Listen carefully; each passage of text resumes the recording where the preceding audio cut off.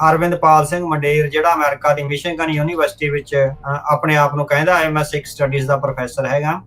ਉਹਦਾ ਜਿਹੜਾ ਹੈਗਾ ਇੱਕ ਭਾਸ਼ਣ ਇੰਗਲੈਂਡ ਦੇ ਇੱਕ ਗੁਰਦੁਆਰਾ ਸਾਹਿਬ ਵਿੱਚ ਆ ਜਿਹੜਾ ਕਰਵਾਇਆ ਗਿਆ। ਇਹ ਸਰੀਰਕ ਟ੍ਰਾਂਸਨੈਸ਼ਨਲ ਰਿਪਰੈਸ਼ਨ ਦੇ ਨਾਲ ਇੱਕ ਹੈਗਾ ਦੂਸਰਾ ਅਕੈਡਮਿਕ ਟ੍ਰਾਂਸਨੈਸ਼ਨਲ ਜਿਹੜਾ ਰਿਪਰੈਸ਼ਨ ਹੈਗਾ।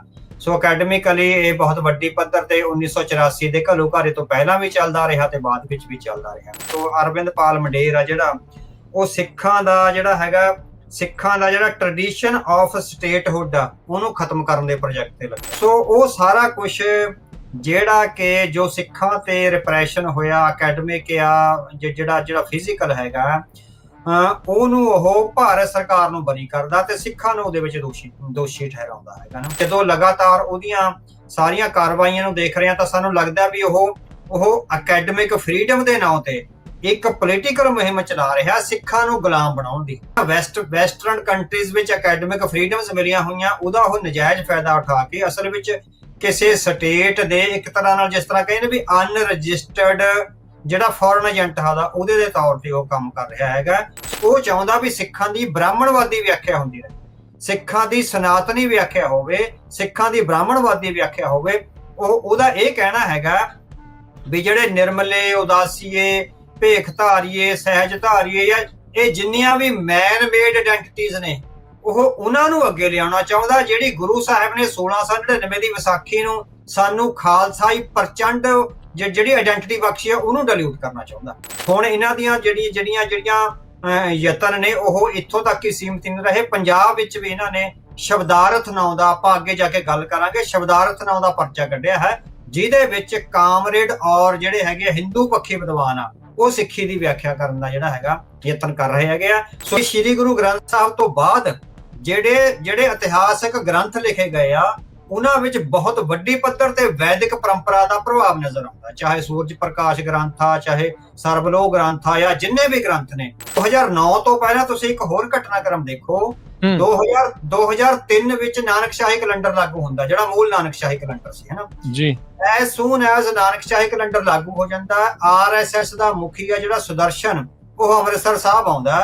ਅੰਮ੍ਰਿਤਸਰ ਸਾਹਿਬ ਆ ਕੇ ਉਹ ਇਹ ਕਹਿੰਦਾ ਵੀ ਇਹ ਕੈਲੰਡਰ ਸਾਨੂੰ ਮਨਜ਼ੂਰ ਨਹੀਂ ਹੈ ਔਰ ਅਸੀਂ ਯਤਨ ਕਰਾਂਗੇ ਵੀ ਸਿੱਖ ਵੀ ਇਸ ਨੂੰ ਰੱਦ ਕਰ ਦੇਣ ਔਰ ਅਸੀਂ ਸਿੱਖਾਂ ਤੋਂ ਰੱਦ ਕਰਵਾ ਕੇ ਹਟਾਂਗੇ।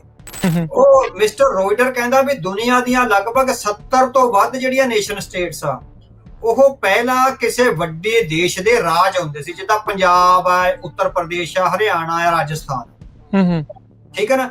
ਵੀ ਉਹ ਜਿਹੜੀਆਂ 70 ਤੋਂ ਵੱਧ ਅੱਜ ਦੇ ਦੇਸ਼ ਨੇ ਉਹ ਰਾਜਾਂ ਤੋਂ ਉਸਰੇ ਨੇ। ਉਹ ਹੰਟਰ ਕਮਿਸ਼ਨ ਨੂੰ 1888 ਵਿੱਚ ਲਗਭਗ 15,000 ਜਿਹੜੇ ਹੈਗੇ ਮੈਮੋਰੰਡਮ ਦਿੱਤੇ ਗਏ ਜਿਹੜੇ ਸਾਰੇ ਹਿੰਦੂਆਂ ਵੱਲੋਂ ਦਿੱਤੇ ਗਏ। 15,000 ਮੈਮੋਰੰਡਮ ਹਿੰਦੂਆਂ ਵੱਲੋਂ ਦਿੱਤਾ ਗਿਆ ਵੀ ਪੰਜਾਬੀ ਕੋਈ ਭਾਸ਼ਾ ਨਹੀਂ ਹੈ, ਇਹ ਹਿੰਦੀ ਦੀ ਸਬ ਲੈਂਗੁਏਜ ਹੈਗੀ ਆ। ਸ਼੍ਰੀ ਗੁਰੂ ਗ੍ਰੰਥ ਸਾਹਿਬ ਪੰਜਾਬੀ ਵਿੱਚ ਨਹੀਂ ਲਿਖਿਆ ਗਿਆ।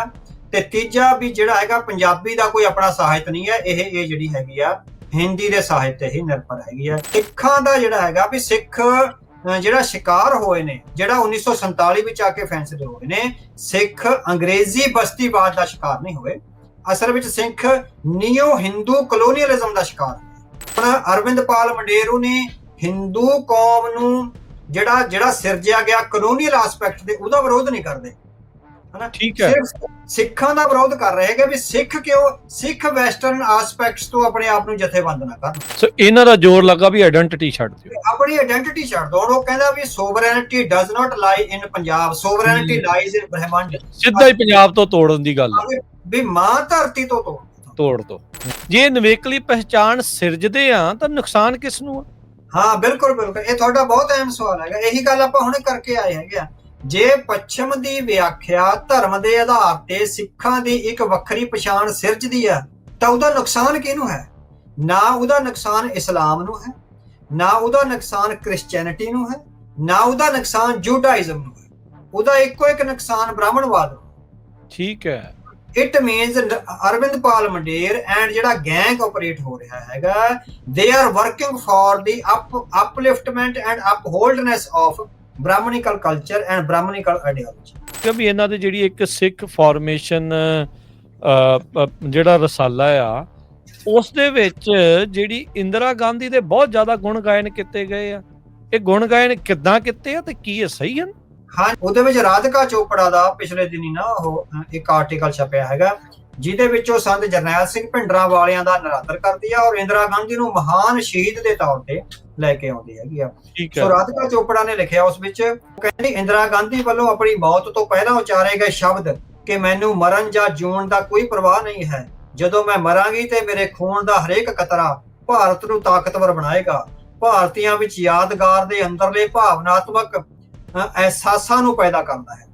ਉਹ ਕਹਿੰਦੀ ਵੀ ਜਿਹੜਾ ਇੰਦਰਾ ਗਾਂਧੀ ਦਾ ਕੱਟਿਆ ਵੱਢਿਆ ਹੋਇਆ ਸਰੀਰ ਹੈਗਾ, ਉਹਦੀ ਲਹੂ ਨਾਲ ਲਿਬੜੀ ਹੋਈ ਸਾੜੀ ਹੈਗੀ ਆ, ਉਹਦਾ ਲਹੂ ਜਦੋਂ ਉਸ ਧਰਤੀ ਤੇ ਜਿਹੜਾ ਡੁੱਲਿਆ ਹੈਗਾ ਇੰਦਰਾ ਮਾਤਾ ਦਾ, ਉਹ ਪਵਿੱਤਰ ਕੁਰਬਾਨ ਹੋਏ ਹਿੰਦੂ ਸਰੀਰ ਦੇ ਭਾਵ ਪੈਦਾ ਕਰਦਾ।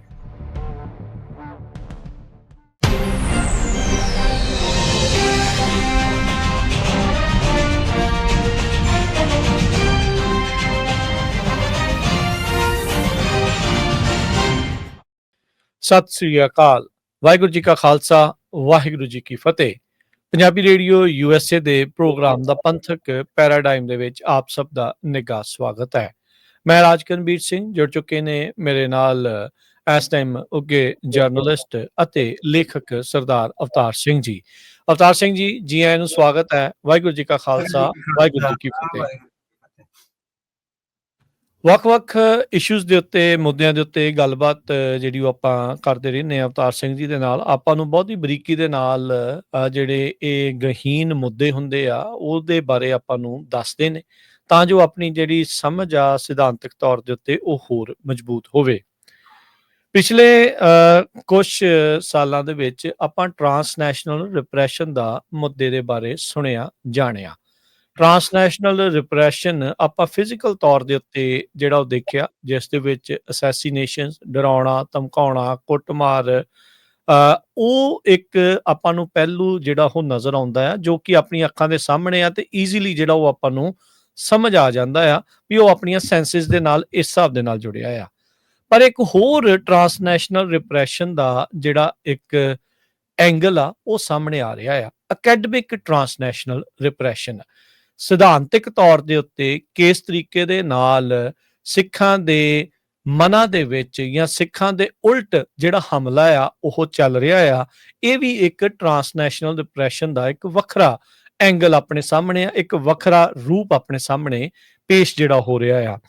ਅੱਜ ਆਪਾਂ ਉਸੇ ਹੀ ਸੰਬੰਧ ਦੇ ਵਿੱਚ ਜੋ ਵੱਖ-ਵੱਖ ਕੋਸ਼ਿਸ਼ਾਂ ਦੁਨੀਆ ਭਰ ਦੇ ਵਿੱਚ ਸਿੱਖਾਂ ਦੀ ਸਿਧਾਂਤਕ ਜਿਹੜੀ ਸਮਝ ਆ ਉਸ ਨੂੰ ਬਦਲਣ ਦੇ ਲਈ, ਸਿੱਖਾਂ ਬਾਰੇ ਸਿਧਾਂਤਕ ਸਮਝ ਆ ਉਸ ਨੂੰ ਬਦਲਣ ਦੇ ਲਈ, ਸਿੱਖ ਕੀ ਹਨ, ਇੱਕ ਵੱਖਰਾ ਨੇਸ਼ਨ, ਇੱਕ ਵੱਖਰੀ ਕੌਮ, ਉਸ ਨੂੰ ਕਿਸ ਤਰੀਕੇ ਦੇ ਨਾਲ ਹੋਰ ਪਾਸੇ ਰਲਗੜ ਕਰਨ ਦੀਆਂ ਜਿਹੜੀਆਂ ਕੋਸ਼ਿਸ਼ਾਂ ਚੱਲ ਰਹੀਆਂ ਆ, ਉਹਦੇ ਬਾਰੇ ਸੁਚੇਤ ਕਰਨ ਬਾਰੇ ਆਪਣਾ ਅੱਜ ਦਾ ਇਹ ਜਿਹੜਾ ਪ੍ਰੋਗਰਾਮ ਕੀਤਾ ਜਾਊਗਾ ਸਰਦਾਰ ਅਵਤਾਰ ਸਿੰਘ ਜੀ ਦੇ ਨਾਲ। ਅਵਤਾਰ ਸਿੰਘ ਜੀ, ਇਸੇ ਸੰਬੰਧ ਦੇ ਵਿੱਚ ਤੁਹਾਨੂੰ ਮੈਂ ਪੁੱਛਣਾ ਚਾਹੁੰਦਾ ਆ, ਬੀਤੇ ਦਿਨੀ ਇੰਗਲੈਂਡ ਦੇ ਗੁਰੂ ਘਰ ਦੇ ਵਿੱਚ ਇੱਕ ਸਿੱਖ ਕੌਮ ਵਿਰੋਧੀ ਵਿਦਵਾਨ ਦਾ ਭਾਸ਼ਣ ਕਰਵਾਇਆ ਗਿਆ। ਉਸ ਬਾਰੇ ਆਪ ਜੀ ਦੇ ਕੀ ਮੁੱਢਲੇ ਜਿਹੜੇ ਉਹ ਵਿਚਾਰ ਆ, ਕਿਸ ਤਰੀਕੇ ਦੇ ਨਾਲ ਆਪਾਂ ਉਸ ਨੂੰ ਦੇਖਦੇ ਹਾਂ ਤੇ ਇਹ ਟਰਾਂਸਨੈਸ਼ਨਲ ਅਕੈਡਮਿਕ ਟਰਾਂਸਨੈਸ਼ਨਲ ਰਿਪਰੈਸ਼ਨ ਦੇ ਨਾਲ ਇਹ ਕਿੱਦਾਂ ਜੁੜਦੀ ਹੈ? ਹਾਂਜੀ, ਸੋ ਜਿਸ ਤਰ੍ਹਾਂ ਤੁਸੀਂ ਸ਼ੁਰੂ 'ਚ ਗੱਲ ਕੀਤੀ ਹੈਗੀ ਆ ਵੀ ਦੋ ਤਰ੍ਹਾਂ ਦਾ ਟਰਾਂਸਨੈਸ਼ਨਲ ਰਿਪਰੈਸ਼ਨ ਚੱਲਦਾ। ਸੋ 1984 ਤੋਂ ਬਾਅਦ ਲਗਾਤਾਰ ਜਾਂ ਉਹ ਤੋਂ ਪਹਿਲਾਂ ਵੀ ਟਰਾਂਸਨੈਸ਼ਨਲ ਰਿਪਰੈਸ਼ਨ, ਜਿਹੜਾ ਅਕੈਡਮਿਕ ਟਰਾਂਸਨੈਸ਼ਨਲ ਰਿਪਰੈਸ਼ਨ ਆ, ਉਹ ਤਾਂ ਬਹੁਤ ਵੱਡੀ ਪੱਧਰ ਤੇ ਚੱਲਿਆ।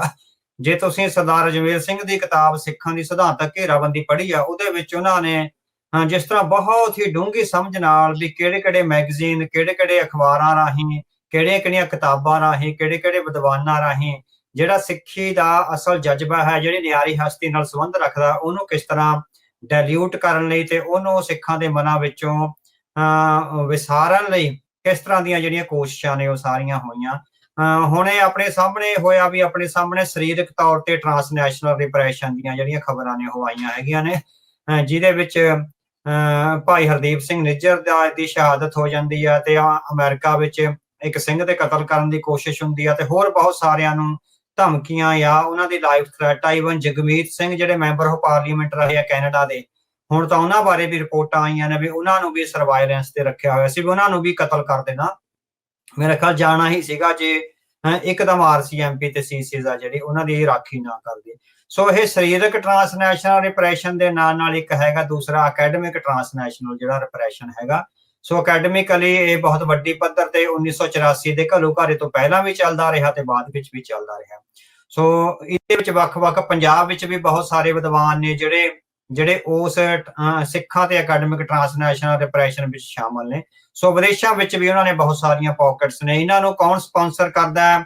ਆਇਆ ਇਹ ਆਪਣੇ ਤੌਰ ਤੇ ਲੱਗੇ ਨੇ ਜਾਂ ਕੋਈ ਪਿੱਛੇ ਸਰਕਾਰਾਂ ਸਪਾਂਸਰ ਕਰਦੀਆਂ? ਇਹ ਜਿੱਦਾਂ ਬੜਾ ਇਨਵੈਸਟੀਗੇਸ਼ਨ ਦਾ ਵਿਸ਼ਾ। ਹਰੇ ਆਪਾਂ ਸਿੱਧੇ ਤੌਰ ਤੇ ਕਿਸੇ ਤੇ ਦੋਸ਼ ਨਹੀਂ ਲਾ ਸਕਦੇ ਜਦੋਂ ਤੱਕ ਸਾਡੇ ਤੇ ਕੋਈ ਸਬੂਤ ਨਾ ਹੋਣ। ਪਰ ਇਹ ਆ ਵੀ ਜਿਹੜੇ ਅਕੈਡਮਿਕ ਤੌਰ ਤੇ ਸਿੱਖਾਂ ਤੇ ਹਮਲੇ ਹੋ ਰਹੇ ਆਪਾਂ ਉਹਨਾਂ ਦੀ ਜਿਹੜੀ ਹੈਗੀ ਆ ਗੱਲ ਕਰ ਸਕਦੇ ਹਾਂ। ਸੋ ਪਿਛਲੇ ਦਿਨੀ ਅਰਵਿੰਦਪਾਲ ਸਿੰਘ ਮੰਡੇਰ ਜਿਹੜਾ ਅਮਰੀਕਾ ਦੀ ਮਿਸ਼ਿਗਨ ਯੂਨੀਵਰਸਿਟੀ ਵਿੱਚ ਆਪਣੇ ਆਪ ਨੂੰ ਕਹਿੰਦਾ ਹੈ ਮੈਂ ਸਿੱਖ ਸਟੱਡੀਜ਼ ਦਾ ਪ੍ਰੋਫੈਸਰ ਹੈਗਾ, ਉਹਦਾ ਜਿਹੜਾ ਹੈਗਾ ਇੱਕ ਭਾਸ਼ਣ ਇੰਗਲੈਂਡ ਦੇ ਇੱਕ ਗੁਰਦੁਆਰਾ ਸਾਹਿਬ ਵਿੱਚ ਆ ਜਿਹੜਾ ਕਰਵਾਇਆ ਗਿਆ। ਸੋ ਉਸ ਭਾਸ਼ਣ ਵਿੱਚ ਹੁਣ ਜਦੋਂ ਆਪਾਂ ਅਰਵਿੰਦਪਾਲ ਮੰਡੇਰ ਦੀ ਸਮੁੱਚੀ ਜਿਹੜੀ ਅਕੈਡਮਿਕ ਐਕਸਰਸਾਈਜ਼ ਆ ਉਹਨੂੰ ਦੇਖਦੇ ਆ ਤਾਂ ਅਰਵਿੰਦਪਾਲ ਮੰਡੇਰ ਆ ਜਿਹੜਾ ਉਹ ਸਿੱਖਾਂ ਦਾ ਜਿਹੜਾ ਟ੍ਰੈਡੀਸ਼ਨ ਆਫ ਸਟੇਟਹੁੱਡ ਆ ਉਹਨੂੰ ਖਤਮ ਕਰਨ ਦੇ ਪ੍ਰੋਜੈਕਟ ਤੇ ਲੱਗਿਆ ਹੋਇਆ। ਸੋ ਉਹਦਾ ਜਿਹੜਾ ਕੇਂਦਰੀ ਨੁਕਤਾ ਹੈਗਾ ਵੀ ਸਿੱਖਾਂ ਦਾ ਸਟੇਟਹੁੱਡ ਦਾ ਕੋਈ ਦਾਅਵਾ ਨਹੀਂ ਹੈਗਾ, ਸਿੱਖ ਇੱਕ ਕੌਮ ਨਹੀਂ ਹੈਗੇ। ਸੋ ਉਸ ਕੌਮ ਦੇ ਆਧਾਰ ਤੇ ਸਿੱਖ ਆਪਣਾ ਸਟੇਟਹੁੱਡ ਦਾ ਦਾਅਵਾ ਹੈ ਜਿਹੜਾ ਉਹ ਨਹੀਂ ਅਪਣਾ ਸਕਦੇ। ਸੋ ਉਹਦੀ ਲਗਾਤਾਰ ਪ੍ਰੈਕਟਿਸ ਆ ਜਿਹੜੀ ਉਹ ਇਸ ਸੰਦਰਭ ਵਿੱਚ ਚੱਲ ਰਹੀ ਆ। ਉਹ ਖਾੜਕੂ ਲਹਿਰ ਦੇ ਖਾਤਮੇ ਤੇ ਖੁਸ਼ੀ ਮਨਾਉਂਦਾ ਹੈ। ਇੰਦਰਾ ਗਾਂਧੀ ਨੂੰ ਜਿਸ ਤਰ੍ਹਾਂ ਬਹੁਤ ਵੱਡੀ ਸ਼ਹੀਦ ਦੇ ਤੌਰ ਤੇ ਜਿਹੜਾ ਉਹਦਾ ਫਾਰਮੇਸ਼ਨ ਦੇ ਸਿੱਖ ਫਾਰਮੇਸ਼ਨ ਉਹਦਾ ਮੈਗਜ਼ੀਨ ਹੈਗਾ ਉਹਦੇ ਵਿੱਚ ਇੰਦਰਾ ਗਾਂਧੀ ਦੇ ਸੋਹਰੇ ਗਾਏ ਜਾਂਦੇ ਹੈਗੇ ਆ। ਸੋ ਸੰਤ ਜਰਨੈਲ ਸਿੰਘ ਭਿੰਡਰਾਂਵਾਲੇ ਦੀ ਜਿਸ ਤਰ੍ਹਾਂ ਇੱਕ ਤਰ੍ਹਾਂ ਨਾਲ ਉਹਨਾਂ ਦਾ ਬੇਅਦਬੀ ਕੀਤੀ ਜਾਂਦੀ ਹੈ, ਉਹਨਾਂ ਦੀ ਸ਼ਹਾਦਤ ਦੀ ਤੇ ਉਹਨਾਂ ਦੀ ਸ਼ਖਸੀਅਤ ਦੀ ਬੇਅਦਬੀ ਕੀਤੀ ਜਾਂਦੀ ਹੈ। ਸੋ ਉਹ ਸਾਰਾ ਕੁਝ ਜਿਹੜਾ ਕਿ ਜੋ ਸਿੱਖਾਂ ਤੇ ਰਿਪਰੈਸ਼ਨ ਹੋਇਆ ਅਕੈਡਮਿਕ ਆ ਜਿਹੜਾ ਫਿਜ਼ੀਕਲ ਹੈਗਾ ਉਹਨੂੰ ਉਹ ਭਾਰਤ ਸਰਕਾਰ ਨੂੰ ਬਰੀ ਕਰਦਾ ਤੇ ਸਿੱਖਾਂ ਨੂੰ ਉਹਦੇ ਵਿੱਚ ਦੋਸ਼ੀ ਠਹਿਰਾਉਂਦਾ ਹੈਗਾ ਨਾ। ਮੇਨ ਪ੍ਰੋਜੈਕਟ ਇਹ ਹੈਗਾ ਵੀ ਸਿੱਖਾਂ ਦਾ ਜਿਹੜਾ ਹੁਣ ਵਰਤਮਾਨ ਸਮੇਂ ਸਟੇਟਹੁੱਡ ਦਾ ਦਾਅਵਾ ਮਜ਼ਬੂਤ ਹੋ ਰਿਹਾ ਉਹ ਸਿੱਖਾਂ ਦੇ ਸਟੇਟਹੁੱਡ ਦੇ ਦਾਅਵੇ ਨੂੰ ਡਾਇਲੂਟ ਕਰਨ ਦੀ ਜਿਹੜੀ ਹੈਗੀ ਆ ਇਹ ਅਕੈਡਮਿਕ ਨਹੀਂ ਹੈ ਨਾ। ਸੋ ਹੁਣ ਅਸੀਂ ਜਦੋਂ ਲਗਾਤਾਰ ਉਹਦੀਆਂ ਸਾਰੀਆਂ ਕਾਰਵਾਈਆਂ ਨੂੰ ਦੇਖ ਰਹੇ ਹਾਂ ਤਾਂ ਸਾਨੂੰ ਲੱਗਦਾ ਵੀ ਉਹ ਅਕੈਡਮਿਕ ਫਰੀडम ਦੇ ਨਾਂ ਤੇ ਇੱਕ ਪੋਲੀਟੀਕਲ ਮੁਹਿੰਮ ਚਲਾ ਰਿਹਾ ਸਿੱਖਾਂ ਨੂੰ ਗੁਲਾਮ ਬਣਾਉਣ ਦੀ। ਠੀਕ ਹੈ। ਸੋ ਇਹ ਆ ਵੀ ਉਹ ਅਕੈਡਮਿਕ ਜਿਹੜੀਆਂ ਵੈਸਟਰਨ ਕੰਟਰੀਜ਼ ਵਿੱਚ ਅਕੈਡਮਿਕ ਫਰੀडम्स ਮਿਲੀਆਂ ਹੋਈਆਂ ਉਹਦਾ ਉਹ ਨਜਾਇਜ਼ ਫਾਇਦਾ ਉਠਾ ਕੇ ਅਸਲ ਵਿੱਚ ਕਿਸੇ ਸਟੇਟ ਦੇ ਇੱਕ ਤਰ੍ਹਾਂ ਨਾਲ ਜਿਸ ਤਰ੍ਹਾਂ ਕਹਿੰਦੇ ਵੀ ਅਨਰਜਿਸਟਰਡ ਜਿਹੜਾ ਫੋਰਨ ਏਜੰਟ ਹੈਗਾ ਉਹਦੇ ਦੇ ਤੌਰ ਤੇ ਉਹ ਕੰਮ ਕਰ ਰਿਹਾ ਹੈਗਾ। ਸੋ ਸਿੱਖ ਸੰਗਤਾਂ ਨੂੰ ਸਿੱਖ ਵਿਦਵਾਨਾਂ ਨੂੰ ਜਿਹੜਾ ਹੈਗਾ ਇਹਦੇ ਬਾਰੇ ਧਿਆਨ ਦੇਣਾ ਚਾਹੀਦਾ। ਉਹਦੀ ਸਮੁੱਚੀ ਜਿਹੜੀ ਪਹੁੰਚ ਹੈਗੀ ਆ ਅਪਰੋਚ ਹੈਗੀ ਆ ਉਹ ਸਿੱਖਾਂ ਦੀ ਜਿਹੜੀ ਸਿੰਘ ਸਭਾ ਲਹਿਰ ਨੇ ਸਿੱਖਾਂ ਦੀ ਆਰਗੇਨਾਈਜ਼ਡ ਆਇਡੈਂਟੀਟੀ ਕ੍ਰੀਏਟ ਕੀਤੀ ਆ ਉਹਦੇ ਖਿਲਾਫ ਉਹਦੇ ਵਿਰੁੱਧ ਔਰ ਸਿੰਘ ਸਭਾ ਲਹਿਰ ਨੂੰ ਸਿੱਖਾਂ ਦੀ ਸਭ ਤੋਂ ਵੱਡੀ ਦੁਸ਼ਮਣ ਕਰਦਾਂਦਾ। ਸਿੱਖਾਂ ਦੀ ਦੁਸ਼ਮਣ ਕਿਉਂ ਕਰਦਾਂਦਾ? ਉਹ ਕਹਿੰਦਾ ਵੀ ਸਿੰਘ ਸਭਾ ਲਹਿਰ ਨੇ ਸਿੱਖਾਂ ਵਿੱਚ ਖਾਲਸਾਈ ਜਜ਼ਬਾ ਪੈਦਾ ਕਰ ਦਿੱਤਾ ਜਿਹੜਾ ਕਿ ਨਹੀਂ ਸੀ ਹੋਣਾ ਚਾਹੀਦਾ। ਉਹ ਚਾਹੁੰਦਾ ਵੀ ਸਿੱਖਾਂ ਦੀ ਬ੍ਰਾਹਮਣਵਾਦੀ ਵਿਆਖਿਆ ਹੁੰਦੀ ਰਹੇ, ਸਿੱਖਾਂ ਦੀ ਸਨਾਤਨੀ ਵਿਆਖਿਆ ਹੋਵੇ, ਸਿੱਖਾਂ ਦੀ ਬ੍ਰਾਹਮਣਵਾਦੀ ਵਿਆਖਿਆ ਹੋਵੇ। ਉਹਦਾ ਇਹ ਕਹਿਣਾ ਹੈਗਾ ਵੀ ਜਿਹੜੇ ਨਿਰਮਲੇ ਉਦਾਸੀਏ ਭੇਖ ਧਾਰੀਏ ਸਹਿਜ ਧਾਰੀਏ ਜਾਂ ਇਹ ਜਿੰਨੀਆਂ ਵੀ ਮੈਨ ਮੇਡ ਆਇਡੈਂਟੀਟੀਜ਼ ਨੇ ਉਹਨਾਂ ਨੂੰ ਅੱਗੇ ਲਿਆਉਣਾ ਚਾਹੁੰਦਾ। ਜਿਹੜੀ ਗੁਰੂ ਸਾਹਿਬ ਨੇ 1699 ਦੀ ਵਿਸਾਖੀ ਨੂੰ ਸਾਨੂੰ ਖਾਲਸਾਈ ਪ੍ਰਚੰਡ ਜਿਹੜੀ ਆਇਡੈਂਟੀਟੀ ਬਖਸ਼ੀ ਆ ਉਹਨੂੰ ਡਿਲੂਟ ਕਰਨਾ ਚਾਹੁੰਦਾ। ਸੋ ਇਹ ਬਹੁਤ ਵੱਡਾ ਅਕੈਡਮਿਕ ਫਰਾਡ ਆ ਜਿਹੜਾ ਸਿੱਖਾਂ ਨਾਲ ਹੋ ਰਿਹਾ। ਸਿੱਖਾਂ ਦੀ ਸਿਧਾਂਤਕ ਘੇਰਾਬੰਦੀ ਦੇ ਇੱਕ ਟੂਲ ਵਜੋਂ ਜਿਹੜਾ ਹੈਗਾ ਅਰਵਿੰਦਪਾਲ ਮੰਡੇਰ ਆ ਜਿਹੜਾ ਉਹ ਅੱਗੇ ਵੱਧ ਰਿਹਾ। ਹੁਣ ਇਹਨਾਂ ਦੀਆਂ ਜਿਹੜੀਆਂ ਯਤਨ ਨੇ ਉਹ ਇੱਥੋਂ ਤੱਕ ਹੀ ਸੀਮਿਤ ਨਹੀਂ ਰਹੇ। ਪੰਜਾਬ ਵਿੱਚ ਵੀ ਇਹਨਾਂ ਨੇ ਸ਼ਬਦਾਰਥ ਨਾਂ ਦਾ, ਆਪਾਂ ਅੱਗੇ ਜਾ ਕੇ ਗੱਲ ਕਰਾਂਗੇ, ਸ਼ਬਦਾਰਥ ਨਾਂ ਦਾ ਪਰਚਾ ਕੱਢਿਆ ਹੈ ਜਿਹਦੇ ਵਿੱਚ ਕਾਮਰੇਡ ਔਰ ਜਿਹੜੇ ਹੈਗੇ ਹਿੰਦੂ ਪੱਖੀ ਵਿਦਵਾਨ ਆ ਉਹ ਸਿੱਖੀ ਦੀ ਵਿਆਖਿਆ ਕਰਨ ਦਾ ਜਿਹੜਾ ਹੈਗਾ ਯਤਨ ਕਰ ਰਹੇ ਹੈਗੇ ਆ। ਸੋ ਜਿਹੜਾ ਬੁੱਢਲਾ ਇਹ ਹੈਗਾ ਵੀ ਇਹ ਅਕੈਡਮਿਕ ਟ੍ਰਾਂਸਨੈਸ਼ਨਲ ਰਿਪਰੈਸ਼ਨ ਦਾ ਉਹ ਮੋਹਰਾ ਬਣਿਆ ਹੋਇਆ ਹੈ। ਉਹ ਅਕੈਡਮਿਕ ਫਰੀडम ਦੇ ਨਾਂ ਤੇ ਜਿਹੜਾ ਹੈਗਾ ਉਹ ਸਿੱਖਾਂ ਦੇ ਸਟੇਟਹੁੱਡ ਦੇ ਦਾਅਵੇ ਨੂੰ, ਸਿੱਖਾਂ ਦੀ ਨੈਸ਼ਨੈਲਿਟੀ ਨੂੰ ਡਾਇਲੂਟ ਕਰ ਰਿਹਾ। ਸੋ ਸਭ ਤੋਂ ਵੱਡੀ ਗੱਲ ਹੈਗੀ ਆ ਹਨਾ ਵੀ ਉਹ ਸਿੱਖਾਂ ਨੂੰ ਡੀਨੈਸ਼ਨਲਾਈਜ਼ ਕਰ ਰਿਹਾ ਵੀ ਸਿੱਖਾਂ ਵਿੱਚ ਨੈਸ਼ਨੈਲਿਟੀ ਦੀ ਭਾਵਨਾ ਨਾ ਹੋਵੇ। ਉਹਦੀਆਂ ਕਿਤਾਬਾਂ ਉਹਦੇ ਵਿਚਾਰ ਉਹਦੇ ਮੈਗਜ਼ੀਨ ਵਿੱਚ ਛਪਦੇ ਵਿਚਾਰ ਆ ਉਹਦੇ ਵੱਲੋਂ ਲਿਖੇ ਜਾਂਦੇ ਆਰਟੀਕਲ ਆ ਜਿਹੜੇ ਸਿੱਖਾਂ ਨੂੰ ਡੀਨੈਸ਼ਨਲਾਈਜ਼ ਕਰਨਾ ਔਰ ਸਿੱਖਾਂ ਦੇ ਸਟੇਟਹੁੱਡ ਦੇ ਦਾਅਵੇ ਨੂੰ ਡਾਇਲੂਟ ਕਰਨ ਦਾ ਜਿਹੜਾ ਉਹ ਅਰਵਿੰਦਪਾਲ ਮੰਡੇਰ ਯਤਨ ਕਰ ਰਿਹਾ ਹੈਗਾ। ਸੋ ਸਮੁੱਚੀਆਂ ਸਿੱਖ ਸੰਗਤਾਂ ਨੂੰ, ਸਿੱਖ ਵਿਦਵਾਨਾਂ ਨੂੰ ਔਰ ਸਿੱਖ ਅਕੈਡਮੀਸ਼ੀਅਨਸ ਨੂੰ ਇਹਦਾ ਜਿਹੜਾ ਹੈਗਾ ਧਿਆਨ ਦੇਣਾ ਚਾਹੀਦਾ ਜੀ। ਆਪਾਂ ਇਹਨਾਂ ਦੇ ਬਾਰੇ ਗਾਂਹ ਜਾ ਕੇ ਹੋਰ ਵੀ ਜਿਹੜੀ ਉਹ ਗੱਲ ਕਰਦੇ ਆ ਅਵਤਾਰ ਸਿੰਘ ਜੀ। ਸਭ ਤੋਂ ਪਹਿਲਾਂ ਆਪਾਂ ਇਹ ਅਕਾਦਮਿਕ ਬਿਰਤਾਂਤ ਜਿਹੜਾ ਅਕੈਡਮਿਕ ਟਰਾਂਸਨੈਸ਼ਨਲ ਰਿਪਰੈਸ਼ਨ ਜੋ ਸਿੱਖ ਵਿਰੋਧੀ ਆਰੰਭ ਹੋ ਚੁੱਕਾ ਆ, ਇਸ ਦੀ ਜੜ ਦੇ ਵਿੱਚ ਜਾਣ ਦੀ ਕੋਸ਼ਿਸ਼ ਕਰਦੇ। ਕਿੱਥੇ ਸ਼ੁਰੂ ਹੁੰਦਾ ਹੈ, ਇਹ ਕਿੱਥੇ ਆਰੰਭ ਹੁੰਦਾ ਹੈ, ਇਹ ਕਦੋਂ ਤੋਂ ਆਰੰਭ ਹੋਇਆ? ਹਾਂਜੀ ਹਾਂਜੀ, ਸੋ ਜਿਹੜਾ ਇਹ ਅਕੈਡਮਿਕ ਰਿਪਰੈਸ਼ਨ ਆ, ਵੈਸੇ ਤਾਂ ਆਪਾਂ ਜਿਹੜਾ ਨਾ ਸਰਦਾਰ ਅਜਮੇਰ ਸਿੰਘ ਨੇ ਆਪਣੀ ਕਿਤਾਬ 'ਚ ਬਹੁਤ ਵਧੀਆ ਢੰਗ ਨਾਲ, ਤੁਸੀਂ ਦੱਸੋ ਵੀ ਉਹਨਾਂ ਨੇ ਗੁਰੂ ਗੋਬਿੰਦ ਸਿੰਘ ਬਾਰੇ ਇੱਕ ਜਿਹੜੀ ਹੈਗੀ ਰਮਾਇਣ ਲਿਖਾਈ ਸੀ, ਜੋ ਉਹਨਾਂ ਨੇ ਸਰਦਾਰ ਅਜਮੇਰ ਸਿੰਘ ਨੇ ਲਿਖਿਆ ਹੈਗਾ ਨਾ। ਸਵੇਰੇ ਬਲਰਾਮ ਜਾਖੜ ਨੇ ਜਿਸ ਤਰ੍ਹਾਂ ਵੀ ਜਿਹੜੀ ਦੱਸਿਆ ਜਾਂਦਾ ਇੱਕ ਗੁਰੂ ਸਾਹਿਬ ਬਾਰੇ ਕਿਤਾਬ ਲਿਖੀ ਸੀ, ਔਰ ਉਹਨੂੰ ਪਲਟਾ ਕੇ ਮਾਰਿਆ ਸੀਗਾ ਵੀ ਅਸੀਂ ਇਸ ਗੁਰੂ ਨੂੰ ਨਹੀਂ ਮੰਨਦੇ। ਸੋ ਇਸ ਤਰ੍ਹਾਂ ਦੀਆਂ ਜਿਹੜੀਆਂ ਟਿੱਪਣੀਆਂ ਨੇ, ਔਰ ਬਲਰਾਮ ਜਾਖੜ ਦਾ ਇਹ ਉਹਨਾਂ ਨੇ ਬਿਆਨ ਕੋਟ ਕਰਿਆ ਵੀ ਜੇ ਸਾਰੇ ਪੰਜਾਬ ਨੂੰ ਵੀ ਖਤਮ ਕਰਨਾ ਪਿਆ ਭਾਰਤ ਨੂੰ ਬਚਾਉਣ ਲਈ, ਤਾਂ ਅਸੀਂ ਸਾਰਾ ਪੰਜਾਬ ਜਿਹੜਾ ਤਬਾਹ ਹੈਗਾ ਕਰਦੇ ਹਾਂ। ਤਾਂ ਉਹਦੇ ਵਿੱਚ ਬਹੁਤ ਸਾਰੇ ਅਕੈਡਮੀਸ਼ੀਅਨਸ ਦਾ ਉਹਨਾਂ ਨੇ ਸਰਦਾਰ ਅਜਮੇਰ ਸਿੰਘ ਨੇ ਜਿਹੜਾ ਹੈਗਾ ਨਾਂ ਲਿਆ। ਸੋ ਇਹ 1984 ਦੇ ਹਮਲੇ ਤੋਂ ਪਹਿਲਾਂ ਵੀ ਚੱਲਦਾ ਰਿਹਾ ਤੇ ਬਾਅਦ ਵਿੱਚ ਵੀ ਜਿਹੜਾ ਚੱਲਦਾ ਰਿਹਾ। ਜਿਹੜਾ ਜਿਹੜਾ ਨਾ ਨਿਊ ਹਿੰਦੂ ਕਲੋਨੀਅਲਿਸਟ ਜਿਹੜਾ ਰਿਸਰਚ ਪ੍ਰੋਜੈਕਟ ਆ ਰਹੇ ਹੈਗੇ ਆ, ਇਹਨਾਂ ਦੀ ਸ਼ੁਰੂਆਤ ਜੇ ਆਪਾਂ ਕਰੀਏ, ਜਿਹੜੇ ਮਜ਼ਬੂਤ ਪੱਧਰ ਤੇ ਆਏ ਹੈਗੇ ਆ, ਇਹ 1990 ਵਿੱਚ ਆਏ ਹੈਗੇ ਆ। ਜੋਇਸ ਪੈਟੀਗਰਿਊ ਦੀ ਕਿਤਾਬ ਆਈ ਸੀ 10 ਸਿੱਖਸ, ਹਨਾ। ਸੋ ਜੋਇਸ ਪੈਟੀਗਰਿਊ ਨੇ ਜਿਹੜਾ ਇੱਕ ਮੁੱਢ ਬੰਨਿਆ, ਉਹਨੇ ਜਿਹੜੀ ਉਹੀ ਵੀ ਸਿੱਖੀ ਦੀ ਜਿਹੜੀ ਵੱਖਰੀ ਤੇ ਨਿਆਰੀ ਪਛਾਣ ਆ, ਉਹਦੇ ਤੇ ਹਮਲਾ ਜਿਹੜਾ ਹੈਗਾ ਜੋਇਸ ਪੈਟੀਗਰਿਊ ਨੇ ਕਰਿਆ। ਸੋ ਉਹਨੇ ਵੀ ਇਹੀ ਕਿਹਾ ਵੀ ਸਿੰਘ ਸਭਾ ਲਹਿਰ ਨੇ ਜਿਹੜੀ ਹੈਗੀ ਆ ਸਿੱਖੀ ਦੀ ਆਰਗੇਨਾਈਜ਼ਡ ਪਛਾਣ ਕ੍ਰੀਏਟ ਕਰੀ ਆ, ਜਿਹੜੀ ਕਿ ਮਾਡਰਨਿਟੀ ਨਾਲ ਸੰਬੰਧਿਤ ਆ। ਸਿੱਖਾਂ ਦੀ ਕਹਿੰਦੀ ਮਾਡਰਨਿਟੀ ਨਾਲ ਸੰਬੰਧਿਤ ਕੋਈ ਵੀ ਪਛਾਣ ਨਹੀਂ ਹੈ, ਹਨਾ। ਸੋ ਜੋਇਸ ਪੈਟੀਗਰਿਊ ਨੇ ਇਹ ਲਿਆ ਵੀ ਸਿੱਖ ਜਿਹੜੇ ਹੈਗੇ ਆ ਇੱਕ ਪੁਰਾਤਨਤਾ ਵਿੱਚ ਜਿਉਂਦੇ ਰਹੇ ਆ। ਸੋ ਸਿੱਖਾਂ ਨੂੰ ਪੁਰਾਤਨ ਵਿਆਖਿਆ ਕਰਨੀ ਚਾਹੀਦੀ ਆ। ਸੋ ਪੁਰਾਤਨ ਵਿਆਖਿਆ ਤੋਂ ਮਤਲਬ ਆ ਵੀ ਸਨਾਤਨੀ ਵਿਆਖਿਆ, ਬ੍ਰਾਹਮਣੀ ਵਿਆਖਿਆ ਤੇ ਵੈਦਿਕ ਵਿਆਖਿਆ, ਹਨਾ। ਸੋ ਪੁਰਾਤਨ ਵਿਆਖਿਆ ਦਾ ਉਹਨਾਂ ਦਾ ਇਹ ਵੀ ਪੁਰਾਤਨਤਾ ਨਾਲ ਜੁੜਿਆ ਜਾਵੇ। ਹੁਣ ਜਿਹੜੇ ਸਿੱਖੀ ਦੇ ਇਤਿਹਾਸ ਦੇ ਵਰਣਨਕਾਰ ਨੇ ਜਾਂ ਸਿੱਖ ਇਤਿਹਾਸ ਨਾਲ ਜੁੜੇ ਹੋਏ ਸੱਜਣ ਨੇ, ਸਾਡੇ ਅਕੈਡਮੀਸ਼ੀਅਨ ਨੇ, ਉਹ ਜਰਾ ਇਸ ਗੱਲ ਵੱਲ ਧਿਆਨ ਦੇਣ ਵੀ ਸ੍ਰੀ ਗੁਰੂ ਗ੍ਰੰਥ ਸਾਹਿਬ ਤੋਂ ਬਾਅਦ ਜਿਹੜੇ ਇਤਿਹਾਸਕ ਗ੍ਰੰਥ ਲਿਖੇ ਗਏ ਆ, ਉਹਨਾਂ ਵਿੱਚ ਬਹੁਤ ਵੱਡੀ ਪੱਧਰ ਤੇ ਵੈਦਿਕ ਪਰੰਪਰਾ ਦਾ ਪ੍ਰਭਾਵ ਨਜ਼ਰ ਆਉਂਦਾ। ਚਾਹੇ ਸੂਰਜ ਪ੍ਰਕਾਸ਼ ਗ੍ਰੰਥ ਆ, ਚਾਹੇ ਸਰਬਲੋਕ ਗ੍ਰੰਥ ਆ, ਜਾਂ ਜਿੰਨੇ ਵੀ ਗ੍ਰੰਥ ਨੇ, ਉਹ ਵੈਦਿਕ ਇਨਕਲੀਨੇਸ਼ਨ ਨਾਲ ਲਿਖੇ ਗਏ। ਬੇਸ਼ੱਕ ਇਤਿਹਾਸ ਦੀਆਂ ਬਹੁਤ ਸਾਰੀਆਂ ਘਟਨਾਵਾਂ ਦਾ ਉਹ ਵਰਣਨ ਕਰਦੇ ਆ, ਉਹ ਸ਼ੁੱਧ ਰੂਪ ਵਿੱਚ ਹੋ ਸਕਦਾ ਹੈ, ਪਰ ਉਹਨਾਂ ਦੀ ਜਿਹੜੀ ਵਿਚਾਰਧਾਰਾ ਹੈਗੀ ਆ ਉਹ ਸਾਰੀ ਵੈਦਿਕ ਪਰੰਪਰਾ ਚੋਂ, ਉਹਨਾਂ ਦਾ ਜਿਹੜਾ ਈਡੀਅਮ ਆ ਉਹ ਸਨਾਤਨੀ ਤੇ ਵੈਦਿਕ ਹੈਗਾ, ਹਨਾ। ਸੋ ਜੋਇਸ ਪੈਟੀਗਰਿਊ ਦੀ ਕਿਤਾਬ 1990 ਚ ਆਉਂਦੀ ਹੈਗੀ ਆ। ਉਹ ਤੋਂ ਬਾਅਦ ਜਿਹੜੀ ਹੈਗੀ 1999 ਵਿੱਚ ਹਰਜੋਤ ਬਰਾਏ ਦੀ ਕਿਤਾਬ ਆਉਂਦੀ ਹੈਗੀ, ਕੰਸਟਰਕਸ਼ਨ ਆਫ ਰਿਲੀਜੀਅਸ ਬਾਉਂਡਰੀਜ਼ ਆ ਜਿਹੜੀ, ਹਨਾ। ਸੋ ਹਰਜੋਤ ਬਰਾਏ ਬਾਰੇ ਦੱਸ ਦਈਏ ਵੀ ਹਰਜੋਤ ਬਰਾਏ ਨੇ ਜਵਾਹਰ ਲਾਲ ਨਹਿਰੂ ਯੂਨੀਵਰਸਿਟੀ ਤੋਂ ਜਿਹੜੀ ਹੈਗੀ ਐਮਫਿਲ ਕਰੀ ਆ। ਆਸਟ੍ਰੇਲੀਆ ਦੀ ਕਿਸੇ ਯੂਨੀਵਰਸਿਟੀ ਤੋਂ ਇਹਨਾਂ ਨੇ ਜਿਹੜੀ ਹੈਗੀ ਆ PhD ਕਰੀ ਹੈਗੀ ਆ। ਸੋ ਸਰਦਾਰ ਸੰਗਤ ਸਿੰਘ ਨੇ ਇੱਕ ਵੱਡੀ ਕਿਤਾਬ ਲਿਖੀ ਆ, ਸਿੱਖਸ ਇਨ ਹਿਸਟਰੀ, ਇਤਿਹਾਸ ਵਿੱਚ ਸਿੱਖ। ਸੰਗਤ ਸਿੰਘ ਆਪਣੀ ਕਿਤਾਬ ਵਿੱਚ ਲਿਖਦੇ ਹੈਗੇ ਆ ਵੀ ਕੈਨੇਡਾ ਦੀ ਇੱਕ ਯੂਨੀਵਰਸਿਟੀ ਵਿੱਚ ਸਿੱਖ ਚੇਅਰ ਸਥਾਪਿਤ ਕੀਤੀ ਜਾਣੀ ਸੀ ਸਿੱਖਾਂ ਦੇ ਯਤਨਾਂ ਦੇ ਨਾਲ। ਉਸੇ ਵੇਲੇ ਭਾਰਤ ਦੇ ਪ੍ਰਧਾਨ ਮੰਤਰੀ ਦਾ ਆਫਿਸ ਆ ਜਿਹੜਾ PMO ਆ, ਕਹਿੰਦਾ ਉਹ ਸਰਗਰਮ ਹੋ ਜਾਂਦਾ। ਉਹਦਾ ਯਤਨ ਹੁੰਦਾ ਵੀ ਇਹ ਜਿਹੜੀ ਸਿੱਖ ਚੇਅਰ ਆ ਉੱਥੇ ਪੰਜਾਬ ਤੋਂ ਬਾਹਰ ਸਥਾਪਿਤ ਨਾ ਕੀਤੀ ਜਾਵੇ, ਕਿਉਂਕਿ ਉਹਨਾਂ ਨੂੰ ਲੱਗਦਾ ਸੀ ਵੀ ਸਿੱਖ ਚੇਅਰ ਤੇ ਜੇ ਸਿੱਖੀ ਦੇ ਹੱਕ ਵਿੱਚ ਕੰਮ ਹੋ ਗਿਆ ਤਾਂ ਜਿਹੜੀ ਹੈਗੀ ਆ ਭਾਰਤ ਸਰਕਾਰ ਲਈ ਕੋਈ ਸੰਕਟ ਖੜਾ ਹੋ ਜਾਏਗਾ। ਪ੍ਰਧਾਨ ਮੰਤਰੀ ਆਫਿਸ ਨੇ ਉਸ ਵੇਲੇ ਦੇ ਨੇ ਕੈਨੇਡਾ ਦੀ ਸਰਕਾਰ ਨਾਲ ਬਹੁਤ ਸਾਰੀਆਂ ਉਹ ਕਰੀਆਂ, ਉਹਨਾਂ ਦਾ ਚਿੱਠੀ ਪੱਤਰ ਹੋਇਆ ਵੀ ਇਹ ਚੇਅਰ ਨਾ ਸਥਾਪਿਤ ਕੀਤੀ ਜਾਵੇ। ਜਦੋਂ ਕੈਨੇਡਾ ਵੱਲੋਂ ਕੋਈ ਹੁੰਗਾਰਾ ਨਹੀਂ ਭਰਿਆ ਤਾਂ ਫਿਰ ਹੋਇਆ ਵੀ ਇਹਦਾ ਨਾਂ ਪੰਜਾਬੀ ਚੇਅਰ ਰੱਖ ਦਿੱਤਾ ਜਾਵੇ। ਤੇ ਫਿਰ ਜਦੋਂ ਉਹ ਤੇ ਵੀ ਬਹੁਤ ਦੇਰ ਹੋਈ, ਗੱਲਬਾਤ ਨਾ ਚੱਲੀ, ਤਾਂ ਫਿਰ ਭਾਰਤ ਸਰਕਾਰ ਨੇ ਕੈਨੇਡਾ ਨਾਲ ਪ੍ਰਾਈਮ ਮਿਨਿਸਟਰ ਆਫਿਸ ਦੇ ਨਾਲ ਇਹ ਹੋਇਆ ਵੀ ਜਿਹੜਾ ਉੱਥੇ ਹੈੱਡ ਲਾਇਆ ਜਾਊਗਾ ਉਹ ਸਾਡਾ ਬੰਦਾ ਲਾਇਆ ਜਾਊਗਾ, ਵੀ ਜਿਹੜਾ ਭਾਰਤ ਸਰਕਾਰ ਨੂੰ ਮਨਜ਼ੂਰ ਹੋਊਗਾ। ਸੋ ਹਰਜੋਤ ਬਰਾਏ ਨੇ ਜਵਾਹਰ ਲਾਲ ਨਹਿਰੂ ਯੂਨੀਵਰਸਿਟੀ ਵਿੱਚ ਰਹਿੰਦਿਆਂ ਹੀ ਆਪਣੀਆਂ ਸਿੱਖ ਵਿਰੋਧੀ ਜਿਹੜੀ ਮਾਨਸਿਕਤਾ ਸੀ ਉਹਦਾ ਪ੍ਰਗਟਾਵਾ ਕਰ ਦਿੱਤਾ ਸੀ। ਫਿਰ ਭਾਰਤ ਸਰਕਾਰ ਉਹਨੂੰ ਆਸਟ੍ਰੇਲੀਆ ਤੋਂ ਇੱਥੇ ਲੈ ਕੇ ਆਈ, ਕੈਨੇਡਾ ਵਿੱਚ ਜਿਹੜੀ ਹੈਗੀ ਸਿੱਖ ਚੇਅਰ ਦਾ ਉਹਨੂੰ ਮੁਖੀ ਬਣਾਇਆ ਗਿਆ, ਤਾਂ ਕਿ ਜਿਹੜੀਆਂ ਸਿੱਖ ਅਕੈਡਮੀਸ਼ੀਅਨ ਦੇ ਤੌਰ ਤੇ ਜਿਹੜੀਆਂ ਰਿਸਰਚਸ ਹੋਣੀਆਂ ਨੇ ਉਹ ਭਾਰਤ ਸਰਕਾਰ ਦੀ ਨਿਗਾਹ ਹੇਠ ਜਿਹੜੀਆਂ ਰਹਿਣ, ਵੀ ਉਹ ਕੋਈ ਇਸ ਤਰ੍ਹਾਂ ਦਾ ਰਿਸਰਚ ਨਾ ਹੋਵੇ ਜਿਹੜੀ ਭਾਰਤ ਸਰਕਾਰ ਲਈ ਜਿਹੜੀ ਸਹਿਯੋਗੀ ਨਾ ਹੋਵੇ। ਸੋ ਹਰਜੋਤ ਬਰਾਏ ਦੀ ਕਿਤਾਬ ਆਉਂਦੀ ਹੈ ਕੰਸਟਰਕਸ਼ਨ ਆਫ ਰਿਲੀਜੀਅਸ ਬਾਉਂਡਰੀਜ਼, ਜਿਹਦੇ ਵਿੱਚ ਫਿਰ ਉਹ ਜਿਹੜਾ ਹੈਗਾ ਉਹ ਲਗਾਤਾਰ ਉਹੀ ਪਰੰਪਰਾ ਨੂੰ ਵੀ ਸਿੱਖਾਂ ਵਿੱਚ ਉਦਾਸੀਏ, ਨਿਰਮਲੇ, ਹੋਰ ਸਹਿਜਧਾਰੀਏ, ਭੇਖਧਾਰੀਏ ਬਹੁਤ ਸਾਰੇ ਆ। ਜੇ ਅਸੀਂ ਸ਼ੁੱਧ ਖਾਲਸਾਈ ਪਛਾਣ ਦੀ ਗੱਲ ਕਰਦੇ ਆ ਤਾਂ ਇਹ ਬਹੁਤ ਸਾਰੇ ਲੋਕ ਆ ਜਿਹੜੇ ਸਿੱਖੀ ਤੋਂ ਦੂਰ ਹੋ ਜਾਣਗੇ, ਜਾਂ ਈਵਨ ਇਹ ਵੀ ਕਿਹਾ ਜਾਂਦਾ ਵੀ ਜਿਹੜਾ ਜਾਤ ਪਾਤੀ ਤੌਰ ਤੇ ਸਿੱਖ ਵੰਡਿਆ ਹੋਇਆ, ਜਿਹੜੇ ਦਲਿਤ ਭਾਈਚਾਰੇ ਜਾਂ ਹੋਰ ਛੋਟੀਆਂ ਜਿਹੜੀਆਂ ਬੈਕਵਰਡ ਕਲਾਸਿਸ ਸਿੱਖਾਂ ਵਿੱਚ ਨੇ, ਵੀ ਉਹ ਜੱਟ ਭਾਈਚਾਰੇ ਤੋਂ ਨਾਲ ਨਫ਼ਰਤ ਕਰਦੀਆਂ, ਉਹਨੂੰ ਵਿਰੋਧ ਕਰਦੀਆਂ। ਸੋ ਇਸ ਤਰ੍ਹਾਂ ਦਾ ਜਿਹੜੀਆਂ ਇਹ ਮੈਨ ਮੇਡ ਆਇਡੈਂਟੀਟੀਜ਼ ਆ, ਇਹਨਾਂ ਨੂੰ ਪ੍ਰਮੁਖਤਾ ਦਿੱਤੀ ਗਈ।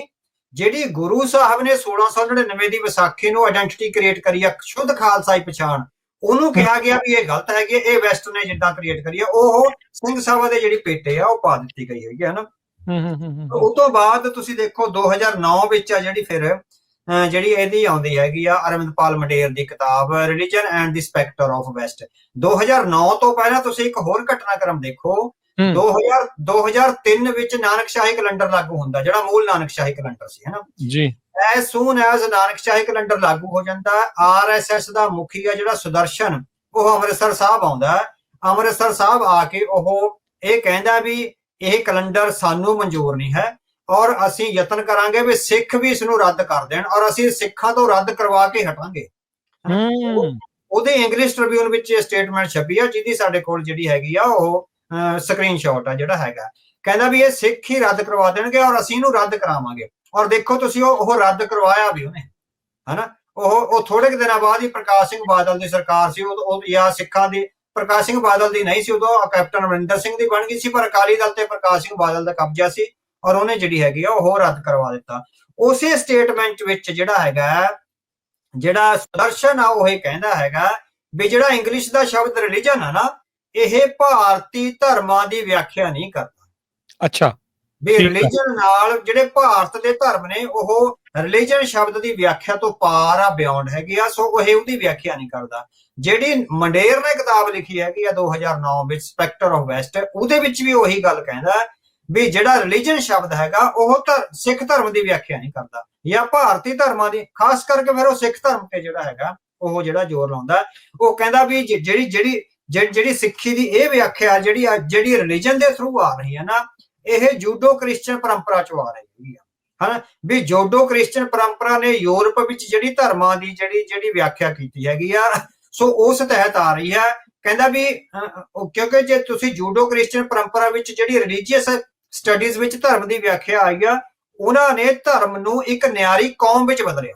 ਜੂਡੋ ਕ੍ਰਿਸਚਨ ਪਰੰਪਰਾ ਵਿੱਚ ਜਿਹੜੀ ਰਿਲੀਜਨ ਦੀ ਸਟੱਡੀ ਹੋਈ ਹੈਗੀ ਆ, ਉਹਨਾਂ ਨੇ ਧਰਮਾਂ ਦੇ ਆਧਾਰਿਤ ਕੌਮਾਂ ਜਿਹੜੀਆਂ ਹੈਗੀਆਂ ਨੇ ਉਹ ਸਾਰੀਆਂ ਨੇ 1849 ਵਿੱਚ ਜਦੋਂ ਮਹਾਰਾਜਾ ਰਣਜੀਤ ਸਿੰਘ ਦਾ ਰਾਜ ਖਤਮ ਹੁੰਦਾ, ਉਹਨਾਂ ਦੇ ਸਮਕਾਲੀ ਦਿਨਾਂ ਵਿੱਚ ਯੂਰਪ ਵਿੱਚ ਧਰਮ ਔਰ ਬੋਲੀ ਦੇ ਆਧਾਰ ਤੇ ਜਿਹੜੀਆਂ ਹੈਗੀਆਂ ਨੇ ਉਹ ਬਹੁਤ ਸਾਰੀਆਂ ਕੌਮਾਂ ਉਸਰੀਆਂ ਔਰ ਉਹਨਾਂ ਨੇ ਆਪਣੇ ਮੁਲਕ ਉਸਾਰੇ।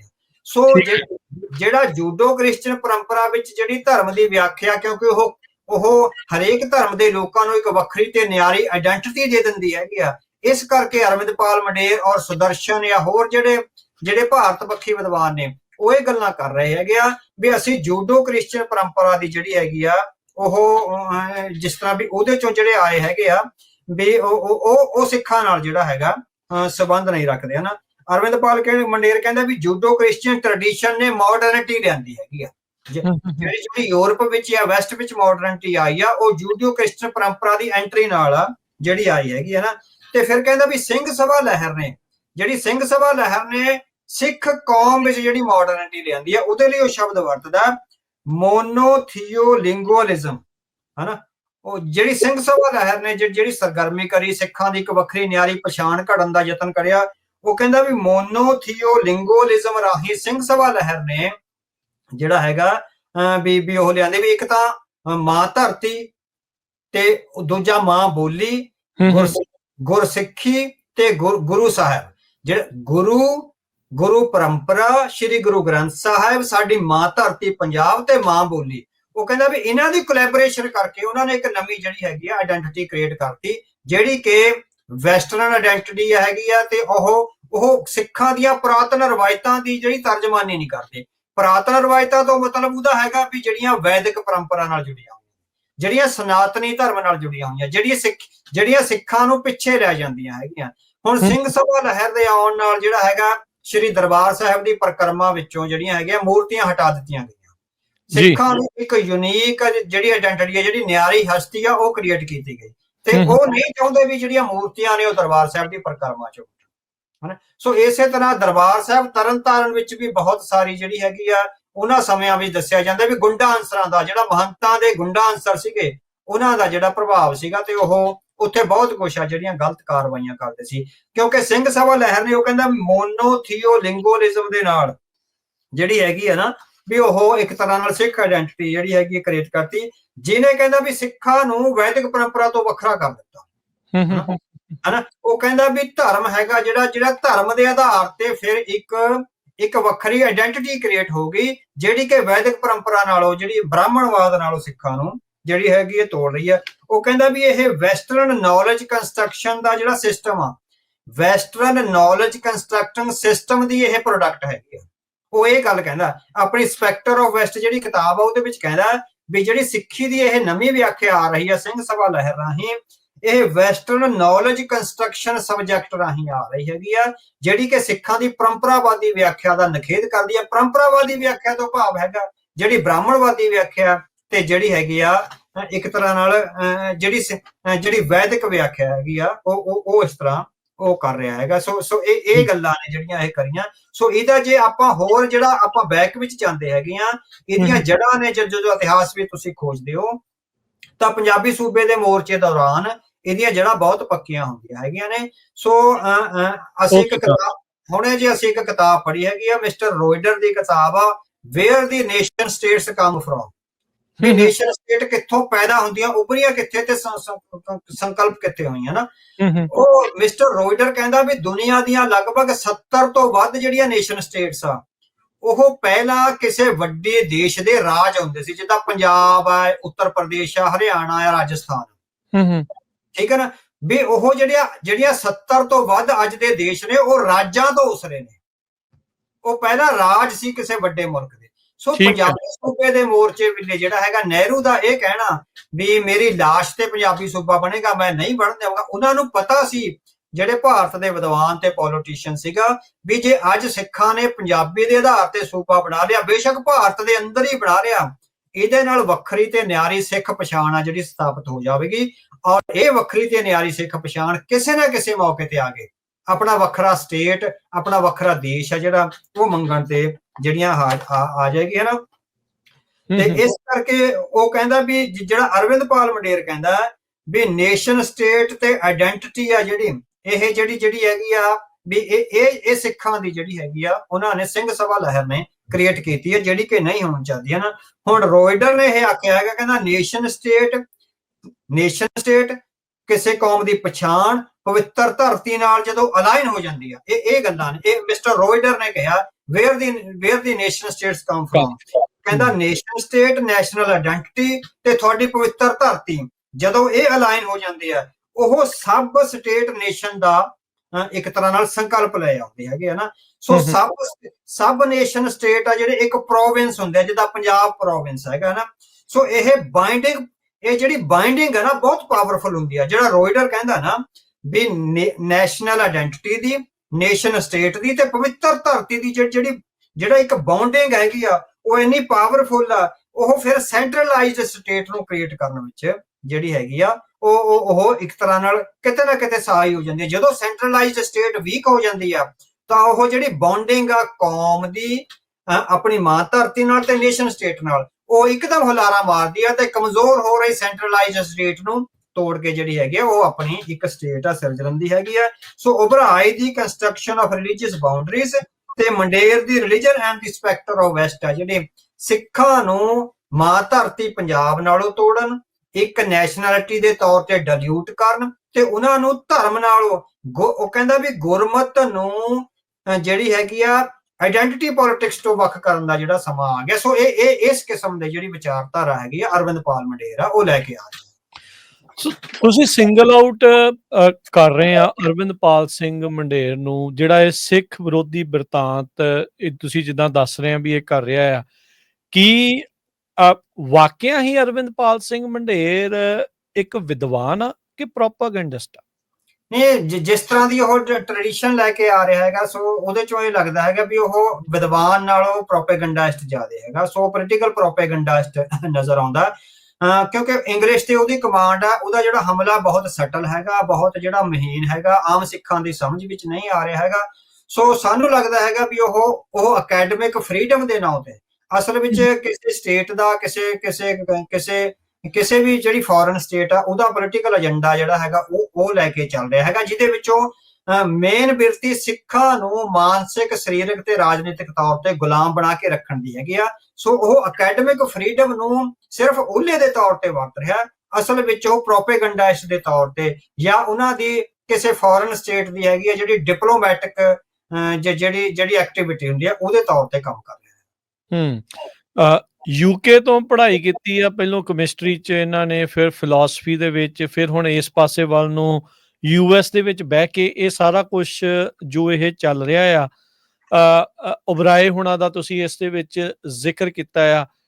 ਤੁਹਾਡੇ ਹਿਸਾਬ ਦੇ ਨਾਲ ਇਸ ਟਾਈਮ ਕਿੰਨੇ ਕੁ ਅਜਿਹੇ ਸੋ ਕਾਲਡ ਫਿਲਾਸਫਰ ਜਾਂ ਵਿਦਵਾਨ ਨੇ ਜੋ ਇਸ ਟਾਈਮ ਕੌਮ ਵਿਰੋਧੀ ਜਾਂ ਸਿੱਖ ਵਿਰੋਧੀ ਬਿਰਤਾਂਤ ਦੇ ਵਿੱਚ ਲੱਗੇ ਹੋਏ ਨੇ?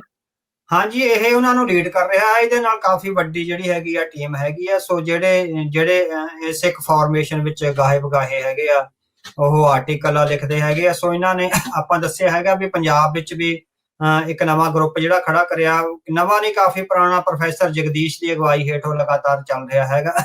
ਉਹ ਵੀ ਜਿਹੜੇ ਹੈਗੇ ਆ, ਜਿਹੜੇ ਨਾਦ ਪ੍ਰਕਾਸ਼ ਵਾਲੇ ਹੈਗੇ ਆ, ਉਹ ਵੀ ਸਿੱਖੀ ਦੀ ਜਿਹੜੀ ਹੈਗੀ ਆ ਸਨਾਤਨੀ ਵਿਆਖਿਆ ਉਹ ਕਰ ਰਹੇ ਹੈਗੇ ਨੇ। ਉਹਨਾਂ ਨੇ ਹੁਣ ਪੰਜਾਬ ਵਿੱਚ ਆ ਜਿਹੜਾ ਇੱਕ ਮੈਗਜ਼ੀਨ ਕੱਢਿਆ ਸ਼ਬਦਾਰਥ। ਸੋ ਸ਼ਬਦਾਰਥ ਦੀ ਜਿਹੜੀ ਭੂਮਿਕਾ ਹੈਗੀ, ਅਮਨਦੀਪ ਸਿੰਘ ਆ ਕੋਈ ਤੁਹਾਡੇ ਅਮਰੀਕਾ ਤੋਂ ਹੈਗੇ, ਉਹਨੇ ਲਿਖੀ ਹੈਗੀ ਆ। ਉਹਦੇ ਵਿੱਚ ਵੀ ਇਹੀ ਕਿਹਾ ਵੀ ਸਿੱਖਾਂ ਨੂੰ ਤਾਂ ਸਿੱਖਾਂ ਦੀ ਜਿਹੜੀ ਧਰਮ ਨਾਲ ਆਇਡੈਂਟੀਟੀ ਕ੍ਰੀਏਟ ਹੋਈ ਆ ਵੀ ਉਹਨੂੰ ਤੋੜਨ ਦੀ ਲੋੜ ਹੈਗੀ ਆ। ਸਿੱਖਾਂ ਨੂੰ ਭਾਰਤ ਦਾ ਜਿਹੜਾ ਧਰਮ ਨਿਰਪੱਖਵਾਦ ਹੈਗਾ ਉਹਦੀ ਸਮਝ ਨਹੀਂ ਆਈ। ਭਾਰਤ ਦਾ ਧਰਮ ਨਿਰਪੱਖਵਾਦ ਹੈ ਜਿਹੜਾ ਉਹ ਬਹੁਤ ਵਿਸ਼ਾਲ ਆ, ਸਿੱਖਾਂ ਨੂੰ ਇਹਦੇ ਵਿੱਚ ਸਮਾਉਣ ਦਾ। ਫਿਰ ਉਹ ਭਾਈ ਵੀਰ ਸਿੰਘ ਦੀਆਂ ਜਿਹੜੇ ਵਰਤਾਂਤ ਦੇ ਕੇ ਵੀ ਭਾਈ ਵੀਰ ਸਿੰਘ ਦੀ ਜਿਹੜੀ ਪਰੰਪਰਾ ਹੈਗੀ ਆ ਉਹਨੂੰ ਅੱਗੇ ਵਧਾਉਣਾ, ਤੇ ਜਿਹੜੇ ਪ੍ਰੋਫੈਸਰ ਪੂਰਨ ਸਿੰਘ ਜਾਂ ਹੋਰ ਜਿਹੜੇ ਸਪਸ਼ਟਤਾਵਾਦੀ ਸਿੱਖ ਵਿਦਵਾਨ ਸੀਗੇ ਉਹਨਾਂ ਨੂੰ ਡਾਇਲੂਟ ਕਰਨਾ। ਸੋ ਮੇਨ ਮਸਲਾ ਉਹੀ ਹੈਗਾ ਵੀ ਉਹਦੇ ਵਿੱਚ ਹੁਣ ਜਿਹੜਾ ਤੁਸੀਂ ਉਹਦਾ ਐਡੀਟੋਰੀਅਲ ਬੋਰਡ ਦੇਖੋ ਸ਼ਬਦਾਰਥ ਦਾ ਵੀ, ਉਹਦੇ ਵਿੱਚ ਵੀ ਪੰਜਾਬੀ ਯੂਨੀਵਰਸਿਟੀ ਦੇ 2 ਕੱਟੜ ਕਾਮਰੇਡ ਪ੍ਰੋਫੈਸਰ ਆ ਉਹ ਨੇ। ਸੋ ਹੋਰ ਬਹੁਤ ਸਾਰੇ ਜਿਹੜੇ ਹਿੰਦੂ ਵਿਦਵਾਨ ਨੇ, ਕੁਝ ਸਿੱਖ ਚਿਹਰਿਆਂ ਵਾਲੇ ਵਿਦਵਾਨ ਵੀ ਪਾਏ ਹੋਏ ਨੇ। ਸੋ ਇਹ ਅਰਵਿੰਦਪਾਲ ਤੱਕ ਸੀਮਿਤ ਨਹੀਂ ਹੈ, ਇੱਕ ਬਹੁਤ ਵੱਡਾ ਜਿਹੜਾ ਹੈਗਾ ਆਪਾਂ ਕਹੀਏ ਜੇ ਸਖਤ ਸ਼ਬਦ ਵਰਤਣਾ ਹੋਵੇ ਤਾਂ ਗਰੋਹ ਵਰਤਿਆ ਜਾ ਸਕਦਾ ਵੀ ਇਹ ਗਰੋਹ ਦੇ ਤੌਰ ਤੇ ਕੰਮ ਕਰ ਰਹੇ ਹੈਗੇ ਆ। ਸੋ ਅਕੈਡਮਿਸ਼ੀਅਨ ਘੱਟ ਆ, ਪੋਲੀਟੀਕਲ ਪ੍ਰੋਪੇਗੈਂਡਾਇਸਟ ਸਾਰਾ ਜਿਹੜੇ ਹੈਗੇ ਆ ਉਹ ਜ਼ਿਆਦਾ ਹੈਗੇ ਆ। ਕੀ ਇਹ ਸਾਰੀਆਂ ਚੀਜ਼ਾਂ ਜਿਹੜਾ ਐਂਟੀ ਕਲੋਨੀਅਲਿਜ਼ਮ ਦੇ ਭਾਵਨਾ, ਕਿਉਂਕਿ ਸਿੱਖਾਂ ਦੇ ਵਿੱਚ ਐਂਟੀ ਕਲੋਨੀਅਲਿਜ਼ਮ ਭਾਵਨਾ ਤਾਂ ਹੈਗੀ ਆ, ਕਿਉਂਕਿ ਇਹ ਮੰਨਦੇ ਆ ਸਿੱਖ ਵੀ ਗੋਰਿਆਂ ਦੇ ਕਰਕੇ ਆਪਣਾ ਜਿਹੜਾ ਉਹ ਖਾਲਸਾ ਰਾਜ ਜਿਹੜਾ ਹੋ ਗਿਆ, ਉਹਨਾਂ ਨੇ ਛਲ ਕੀਤਾ, ਕਪਟ ਕੀਤਾ, ਇਸ ਤਰੀਕੇ ਦੇ ਨਾਲ ਜਿਹੜਾ ਰਾਜ ਆਪਣੇ ਕੋ ਖੋਹ ਕੇ ਬਾਅਦ ਦੇ ਵਿੱਚ ਕੀਤਾ। ਜੇ ਉਹ ਨਾ ਹੁੰਦਾ ਤਾਂ ਸ਼ਾਇਦ ਆਪਾਂ ਅੱਜ ਇੱਥੇ ਨਾ ਹੁੰਦੇ। ਜੋ ਦਲੀਪ ਸਿੰਘ ਦੇ ਨਾਲ ਹੋਇਆ ਉਹ ਆਪਣੇ ਜਿਹੜਾ ਉਹ ਸਾਹਮਣੇ ਆ। ਕੀ ਐਂਟੀ ਕਲੋਨੀਅਲਿਜ਼ਮ ਦੀ ਭਾਵਨਾ ਦੇ ਉੱਤੇ ਚੜ ਕੇ ਇਹ ਜਿਹੜਾ ਸਨਾਤਨੀ ਜਿਹੜੇ ਅਰਥ ਆ ਜਾਂ ਉਧਰਲੇ ਪਾਸੇ ਨੂੰ ਜੋੜਿਆ ਜਾ ਰਿਹਾ ਹੈ? ਹਾਂਜੀ। ਸੋ ਤੁਹਾਡੀ ਗੱਲ ਠੀਕ ਆ ਬੇਸਿਕਲੀ, ਕਿਉਂਕਿ ਸਿੱਖ ਰਾਜ ਆ ਜਿਹੜਾ ਅੰਗਰੇਜ਼ਾਂ ਦੇ ਹੱਥੋਂ ਲੜਾਈਆਂ ਤੋਂ ਜਿਹੜੀਆਂ ਹੋਈਆਂ ਉਹਦੇ ਤੋਂ ਗਿਆ ਹੈਗਾ। ਪਰ ਉਹ ਤੋਂ ਜਦੋਂ ਜਿਹੜਾ ਇਹਨਾਂ ਦਾ ਜਦੋਂ ਗੋਰਿਆਂ ਦਾ ਰਾਜ ਆ ਗਿਆ ਸੀ ਤਾਂ ਉਹਨਾਂ ਨੇ ਸਿੱਖਾਂ ਦੀ ਯੂਨੀਕ ਆਇਡੈਂਟੀਟੀ ਨੂੰ ਇੱਕ ਤਰ੍ਹਾਂ ਨਾਲ ਰੈਕਗਨਾਈਜ਼ ਕਰਿਆ ਹੈਗਾ। ਬਹੁਤ ਥਾਵਾਂ ਤੇ ਇਸ ਤਰ੍ਹਾਂ ਹੋਇਆ ਹੈਗਾ ਵੀ ਉਹ ਰੈਕਗਨਾਈਜ਼, ਜਿਸ ਤਰ੍ਹਾਂ ਤੁਸੀਂ ਦੇਖੋ ਵੀ ਮੇਰਾ ਖਿਆਲ 1906 ਜਦੋਂ ਹੰਟਰ ਕਮਿਸ਼ਨ ਆਉਂਦਾ 1882 ਵਿੱਚ, ਹਨਾ 1882 ਜਾਂ 88 ਵਿੱਚ ਆਉਂਦਾ ਹੈਗਾ। ਹੰਟਰ ਕਮਿਸ਼ਨ ਜਿਹੜਾ ਹੈਗਾ ਉਹ ਭਾਸ਼ਾ ਦੇ ਆਧਾਰ ਤੇ ਜਿਹੜਾ ਹੈਗਾ ਜਿਹੜੀ ਹੈਗੀ ਆ ਵੰਡ ਕਰਨ ਦਾ ਜਾਂ ਭਾਸ਼ਾ ਦੇ ਆਧਾਰ ਤੇ ਰਿਪਰੈਜ਼ੈਂਟੇਸ਼ਨ ਦੇਣ ਦਾ ਜਾਂ ਜਿਹੜੀਆਂ ਐਜੂਕੇਸ਼ਨਲ ਫੈਸਿਲਿਟੀਜ਼ ਆ ਉਹ ਦੇਣ ਦਾ ਯਤਨ ਕਰਦਾ। ਸੋ ਹੰਟਰ ਕਮਿਸ਼ਨ ਨੂੰ 1888 ਵਿੱਚ ਲਗਭਗ 15,000 ਜਿਹੜੇ ਹੈਗੇ ਆ ਮੈਮੋਰੰਡਮ ਦਿੱਤੇ ਗਏ, ਜਿਹੜੇ ਸਾਰੇ ਹਿੰਦੂਆਂ ਵੱਲੋਂ ਦਿੱਤੇ ਗਏ। 15,000 ਮੈਮੋਰੰਡਮ ਹਿੰਦੂਆਂ ਵੱਲੋਂ ਦਿੱਤਾ ਗਿਆ ਵੀ ਪੰਜਾਬੀ ਕੋਈ ਭਾਸ਼ਾ ਨਹੀਂ ਹੈ, ਇਹ ਹਿੰਦੀ ਦੀ ਸਬ ਲੈਂਗੁਏਜ ਹੈਗੀ ਆ। ਸ਼੍ਰੀ ਗੁਰੂ ਗ੍ਰੰਥ ਸਾਹਿਬ ਪੰਜਾਬੀ ਵਿੱਚ ਨਹੀਂ ਲਿਖਿਆ ਗਿਆ। ਤੇ ਤੀਜਾ ਵੀ ਜਿਹੜਾ ਹੈਗਾ ਪੰਜਾਬੀ ਦਾ ਕੋਈ ਆਪਣਾ ਸਾਹਿਤ ਨਹੀਂ ਹੈ, ਇਹ ਜਿਹੜੀ ਹੈਗੀ ਆ ਹਿੰਦੀ ਦੇ ਸਾਹਿਤ ਤੇ ਹੀ ਨਿਰਭਰ ਹੈਗੀ ਆ। ਇਟ ਮੀਨਸ ਉਹਨਾਂ ਨੇ ਇਹ ਕਿਹਾ ਸੀਗਾ ਵੀ ਪੰਜਾਬੀ ਨੂੰ ਤੇ ਸਿੱਖਾਂ ਨੂੰ ਤੁਸੀਂ ਐਜ਼ ਏ ਨੇਸ਼ਨ ਜਾਂ ਐਜ਼ ਏ ਕੌਮ ਆ ਜਿਹੜਾ ਰੈਕਗਨਾਈਜ਼ ਨਾ ਕਰੋ, ਤਾਂ ਇਹਨਾਂ ਨੂੰ ਸਾਡੇ ਨਾਲ ਹੀ ਨੱਥੀ ਕਰਕੇ ਜਿਹੜਾ ਹੈਗਾ ਰੱਖੋ। 1800 ਦੇ ਵਿੱਚ 1882 ਚ ਇਹ ਚੀਜ਼ਾਂ ਚੱਲ ਰਹੀਆਂ ਸੀ, ਉਦੋਂ ਤੋਂ ਕੰਮ ਸ਼ੁਰੂ ਹੋ ਗਿਆ ਭਾਜੀ। ਅਸੀਂ ਜਿਹੜਾ ਪੋਸਟ ਕਲੋਨੀਅਲ ਆ, ਮੈਂ ਤੁਹਾਨੂੰ ਇੱਕ ਕਿਤਾਬ ਦਾ ਦਿੱਤਾ, ਤੁਸੀਂ ਬਾਅਦ ਚੋਂ ਸਕਰੀਨਸ਼ਾਟ ਲਾ ਦਿਓ, ਉਹ ਵੈਨ ਡੀ ਵੀਰ ਦੀ ਕਿਤਾਬ ਹੈਗੀ ਆ, ਉਹਦਾ ਮੈਂ ਤੁਹਾਨੂੰ ਜ਼ਿਕਰ ਕਰਦਾ ਹੈਗਾ। ਪੀਟਰ ਵੈਨ ਡੀ ਵੀਰ ਦੀ ਕਿਤਾਬ ਹੈਗੀ ਆ, ਮੈਂ ਰੀਸੈਂਟਲੀ ਪੜ੍ਹੀ ਹੈਗੀ ਆ, ਉਹ ਹੈਗੀ ਓਰੀਐਂਟਲਿਜ਼ਮ ਐਂਡ ਦੀ ਪੋਸਟ ਕਲੋਨੀਅਲ ਪ੍ਰੈਡਿਕਾਮੈਂਟ। ਉਹਨੇ ਲਿਖਿਆ, ਕਹਿੰਦੀ ਜਿਹੜੇ ਇਹ ਕਲੋਨੀਅਲਿਜ਼ਮ ਵਿੱਚ ਰਹਿੰਦੇ ਲੋਕ ਆ ਨਾ, ਇਹਨਾਂ ਨੂੰ ਮਾਨਸਿਕ ਬਿਮਾਰੀ ਹੋ ਜਾਂਦੀ ਆ ਕਲੋਨੀਅਲਿਜ਼ਮ ਦੀ। ਤੇ ਉਹਨੇ ਬਹੁਤ ਕਮਾਲ ਦਾ, ਖਾਸ ਕਰਕੇ ਇੰਡੀਅਨ ਸਬ ਕੰਟੀਨੈਂਟ ਦੇ ਹਿਸਾਬ ਨਾਲ ਉਹਨੇ ਕਿਤਾਬ ਲਿਖੀ ਹੈ, ਸਾਊਥ ਏਸ਼ੀਆ। ਕਹਿੰਦੀ ਇਹ ਮਾਨਸਿਕ ਬਿਮਾਰੀ ਲੱਗੀ ਹੋਈ ਆ, ਹਰੇਕ ਆਪਣੀ ਦੁਬਿਧਾ ਨੂੰ ਉਹ ਕਲੋਨੀਅਲਿਜ਼ਮ ਦਾ ਦੋਸ਼ ਲਾ ਕੇ ਆਪ ਸੁਰਖਰੂ ਹੋ ਜਾਂਦੇ ਆ।